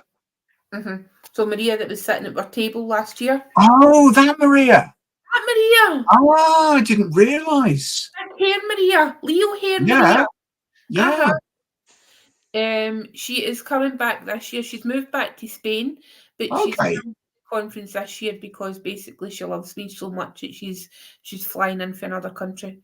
Oh, darling, we all love you that much. I mean, I wouldn't fly in from another country for you, but I'll buy you a bevy when we're at Tabby. So this is the latest iteration of it, and it's the Obsidian Cult version, and it's got pink edges and it's pink and black, and I mean, really, who doesn't love that? I love these 3 decks, and plus I've got my trusty like mini radiant rider hang on, that I take everywhere with me. Great minds think alike. One of those. Yes. Yes. It's been everywhere with me. It's been all over the world with me. Yeah. See, I either travel with that or with this because I love the Centennial. The Centennial, and I love it in this size. So that's my Centennial there. That usually comes with me. Yeah. So I want this. Centennial's the one that stays in order for me, actually. So I like to have a Rider-Waite Smith in order. Just if I've got that many, I might as well, and it's handy to be able to pull, like, you know, if you're talking about one and stuff. So my Centennial is the one that stays in order. Yeah. I have my giant one. Oh, I've got one of those because they're really, tell you what, they're great when you're teaching as well. I have my giant one. I have that Northern. That's the one that's like, I pull my card of the month. I'm pointing that you can't see it. But in the 1st of January, I do a year ahead spread and I pull a card for every month. Yeah. And that's what I do in the first of each month. I go back to my reading, I see what month, and then I'll have it up there. It's funny because, reference. I mean, as a deck creator, if I'm reading for other people, I will read using my own decks. The funny thing is I don't always want to use my own decks to read for myself. No. And I always end up sort of defaulting back to mainly the Centennial, because that is my default, or at the moment, this beauty, which I think is probably, this and the Mystical, probably alongside the Centennial, are kind of my two most frequent reading decks. Or, you know, kind of one of the decks that I began with. I mean, I love the Fergus Hall Tarot of the Witches. That was the deck that brought me into tarot. You know, the Swiss one, JJ. I do like those vintage decks, but it's funny because I don't necessarily always want to use my artwork for me. You're kind of just too close to it. And sometimes being too close to it is not necessarily a good thing. You know, whereas... I find that, see, like, because I'm reading for people pretty much every day, I find that, see, like, they're the decks that I'll go to most often. Yeah. But see, if I'm having a bad day, not a bad day, right, but like if I'm not like feeling 100% or anything, right, but I've still clients, so I still need to read for them. I'll just go for the Rider Waite because it's easy. Yeah. You know, and it's not too difficult. You know, the images are imprinted pretty much on my mind, and it's just that's where it sits with me. But then again, like if I'm just wanting like to go to a class or something, I'll usually always just take my Rider Waite because again, it's easy. Yeah. You know, and it leaves space in my brain for other things to happen, you know, for other connections, for me to make other kind of realizations about the conversation that the cards can have with each other. Yeah. Yeah. Totally. And it's also, it's kind of, it's a comfort zone, isn't it? I mean, we're all so familiar with it, but at the same time, it's so rich. It's so much symbolism in it that you kind of, you know, comfortable, yes, but never complacent. Yes. You know? So. Do you know, Rider Waite Smith was my very first deck. And so I got that, I mean, we're going on 30 years ago now, when I was 8 years old. I'm trying to find the actual, there it's there. So it was this one, that version of it, which a lot of people hate, but I like it. That's how I love it. That's how I came back to tarot in my 30s. You know, because I'd sort of left it behind for a good few years, and you know, it was that deck I bought myself, and it's not as clear as the Centennial, but at the same time, it's just got a charm of its own. You know. It's rustic. But it is. Do you know something though? What I was going to say, as much as I've been working with this for nearly 30 years, I can still go through it and see something that I've never noticed before. Case in point, right? To be fair, you can't really see it on the Black Sphinx as well on this deck, which might be why I've never noticed it. But on the White Sphinx, you can clearly see that it's got a lovely pair of tits. Now, I have never, ever noticed that on the Chariot card before in my life. And I saw it on a deck and I thought, why have they put boobs on the not that there's anything wrong with it, but why have they randomly put a pair of boobs on the sphinxes? Yeah. Do you know what I mean? And I was like, and I went through I think I went through my blue box and I was like, oh my god, this one's got boobs too. Yeah. So, like, you can honestly notice new things about this deck. Have a look. Like, just before we go, because I think we better wrap up everyone's. But actually, have a look on your blue box. Have a look at the Temperance card, and just above the little fire triangle on Temperance's robe. Took me years before I realised the folds of the robe spell the Hebrew letters for the name of God. Oh, yeah. There's just I did know that, but hidden little details. I'm seeing if I can quickly find it. I only know that because Rachel mentions it in 78 Degrees of Wisdom, so she does. It was funny enough. It was only when I read 78 Degrees for the first time I spotted it, and it was like I'd had a copy for years and hadn't noticed. And it's like you say, every now and again you're doing a reading, then you spot something that you've just not seen. You know? Yeah. There we go. Amazing, isn't it? But whereas you would just like pack it up as well, it's just the folds of the material, you know, unless you were, you know, I think like, unless it was pointed out or you were like really minutely examining. I mean, much as I mean, I love this, but much as I do, you know, the Centennial and my blue box will always be my reference decks precisely for that reason. Because I mean, there's plenty of people who've taken Pixie's artwork and, like, I mean, in this case, they've kind of used it as the basis for an incredible and amazing deck. But there's always, I think, because there's so much hidden detail in the Waite Smith, there's always those little things get lost in translation.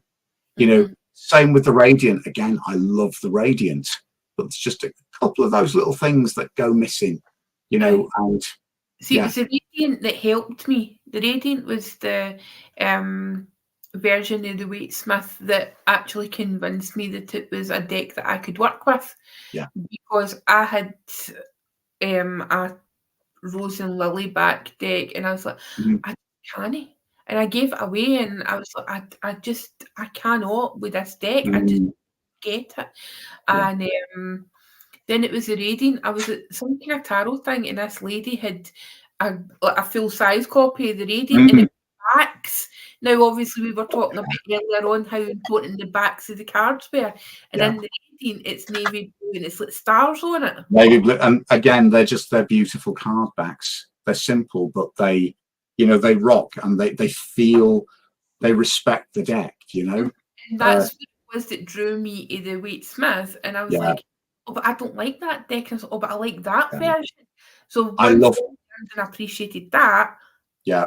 Got the Centennial, and you know, that's me.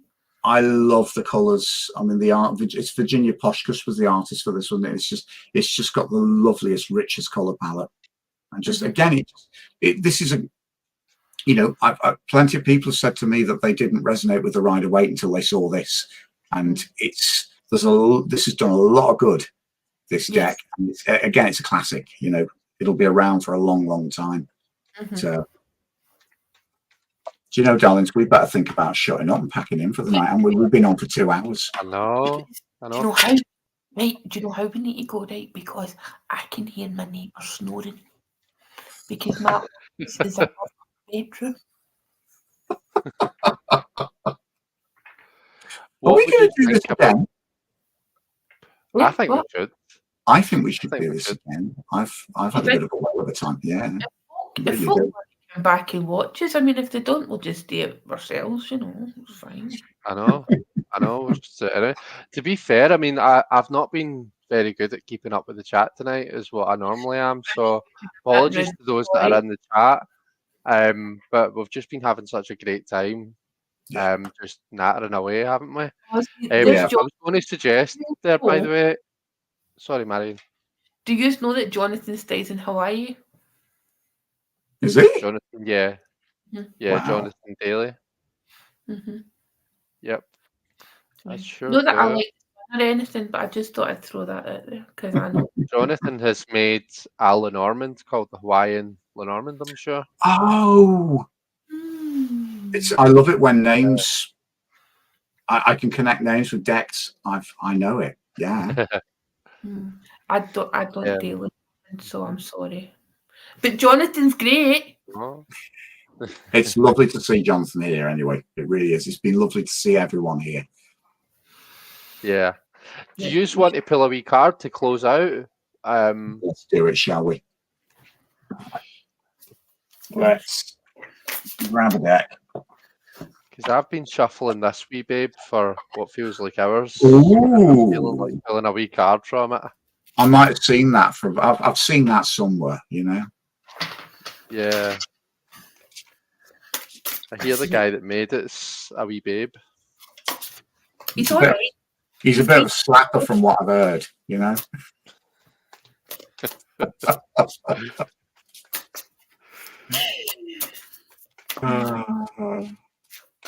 Right.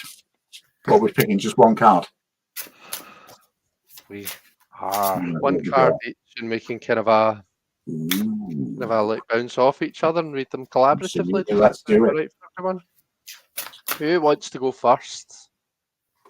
Does anyone feel that they've got the first card? Aye, because it can only get better for mine.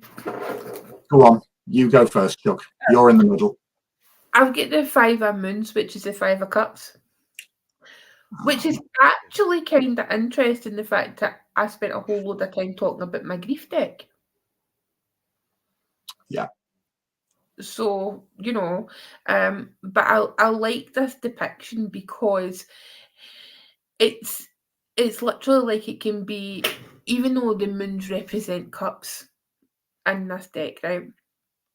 I always kind of see it as like emotions just slipping through your fingers, you know, and like emotions being that like the water, you know, where you can't hold on to water, you can't catch water, so you just need to go with it, which is kind of what we've done tonight, because we did not plan this.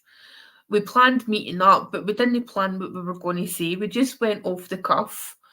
We just let it flow. You know, so I kind of think that you know, that sort of sums it up. It's been a bit chaotic, like the 5s are. You know, so that's where I'm at with this. We don't create chaos, do we? No. Not at all. Not at all. I feel like I've got the next card. Go for it. Because I literally do have the next card. I've got the 6 of cups. Well, look at that. What are the chances of that? Look at that. So we were talking about the Grief Journey Oracle, and Marion's obviously pulled the 5, because that's the theme of it. But as well as that, what this, you know, what this beautiful deck is going to allow us to do is heal from that pain. And for me, that's a lot of what the 6 of Cups is about. Sure, it's about the nostalgia, it's about the memories, it's about our history. But for me, that's just incidental. For me, the core of this card is connecting yourself to those simpler, happier times. You know, that's how we heal. That's how we get that emotional harmony back. It's by remembering those times when either things were maybe like happier, or when things were simpler, you know, when you know, when everything seemed simpler when we were younger. You know, it was you're either a good guy or, oh no, I can't really say that. You're either a goodie or a baddie. Do you know what I mean? Whereas now, when we need to be adults, you know, everyone needs to. There's all shades of grey, you know. Darling, you weren't going to swear, were you? I was going to say a wee bad word, Chris. Can you believe it? We don't have Her Majesty. We don't have swear words or miscellaneous F-bombs on this channel. Not unless it's Marion, you know. Excuse me, how very dare you? How fucking dare you, Christopher? I have been so good. I think I've only swore like twice. Do you know, I think we've done really well. I think considering it's the 3 of us, I think we've done really well tonight. It's been quite we have been quite sort of restrained, you know. That's true. The swear jar's not quite full to the brim, so I think we've done well. So yeah, that's generally what I would say about my card. It's a nice continuation on from those emotional feels in Marion's. So Chris, what have you got for us? This is interesting because this is very different, but I think it closes off quite well, because we've been talking very much about the creative process tonight, and I drew the 8 of Pentacles. And for me, I mean, yeah, it's the card of prudence, it's the card of, you know, it's the card of care, it's the card of caution. But for me, it's also the card of taking raw skill and channeling it into a creative process, which is kind of very much what we've talked about tonight, you know, and particularly the fact that both your cards, I think, are sort of address that from the emotional perspective. Certainly, you know, with the, you know, with the grief oracle, very much so. But also, you know, I relate to that in, you know, certainly what I've experienced with the creative process for my decks. But it feels like this is kind of taking it forward in all of our respective projects, you know, whether it's YouTube channels, whether it's actually reading practice, or whether it's, you know, in terms of deck creation, writing. You know, we are literally taking the skill that's inherent in here and manifesting it in the real world, you know, with all of, you know, and that's not an abstract process. That is a deeply emotional process. And it's what, you know, it's, yeah. Even though it's a very different card, I feel it connects in with, you know, with the other two. 100%. You're taking that emotional energy and turning it into something physical, something beautiful. Something physical that will actually benefit other people. You know, Yeah, and Marion, you said something earlier on. You said people have got a tendency, or some people have got a tendency to be like, right, is it not time that you were over it, or you know, you should really be over this by now. And that Eight of Pentacles, as much as it maybe at first glance feels different to the cards that we've pulled, to me that speaks to this that, you know, it's an ongoing process, healing from something. Do you know what I mean? It's not something, and kind of like the Eight of Pentacles, you know, 8 likes to strengthen. Strength is that infinity over its head for a reason, you know. It's a constant cycle. You don't just become a master. You know, mastery is like a lifelong. We're always learning, we're always improving, and that we're similarly with grief, we're always healing. Do you know what I mean? There doesn't become one. There's no switch. There doesn't become like one day where you just wake up and that's you. You're just over it. It's like, you know, we move forward with these things, and we kind of deal with it every day. And I think that Eight of Pentacles just demonstrates that really nicely, actually. It demonstrates the work involved in working through whatever the emotional stuff is. It's, I think, with the 8, because it you know, you see a precision craftsman, you know, there is that implication. This is not some fast job. You know, this is actually something that is it's slow, it's laborious, it's careful, it's considered. You know, you're kind of playing the long game, and that's grief, you know. And certainly going back to the fact that, you know, you're channeling all of those things into physical form to create a tool that will help people do their own processing. That's the long game too, you know, and a very, very powerful one. This has been so much fun. And on that note, it's a wrap, and I've had a fucking marvelous time tonight. I've loved doing this with you guys. I really have. Yeah, that's amazing. Thank you so much for honouring me by gracing me with your presence, both of you. It's been great. I asked for 2 tarot superstars, and I sure did get that. Well, you got her anyway.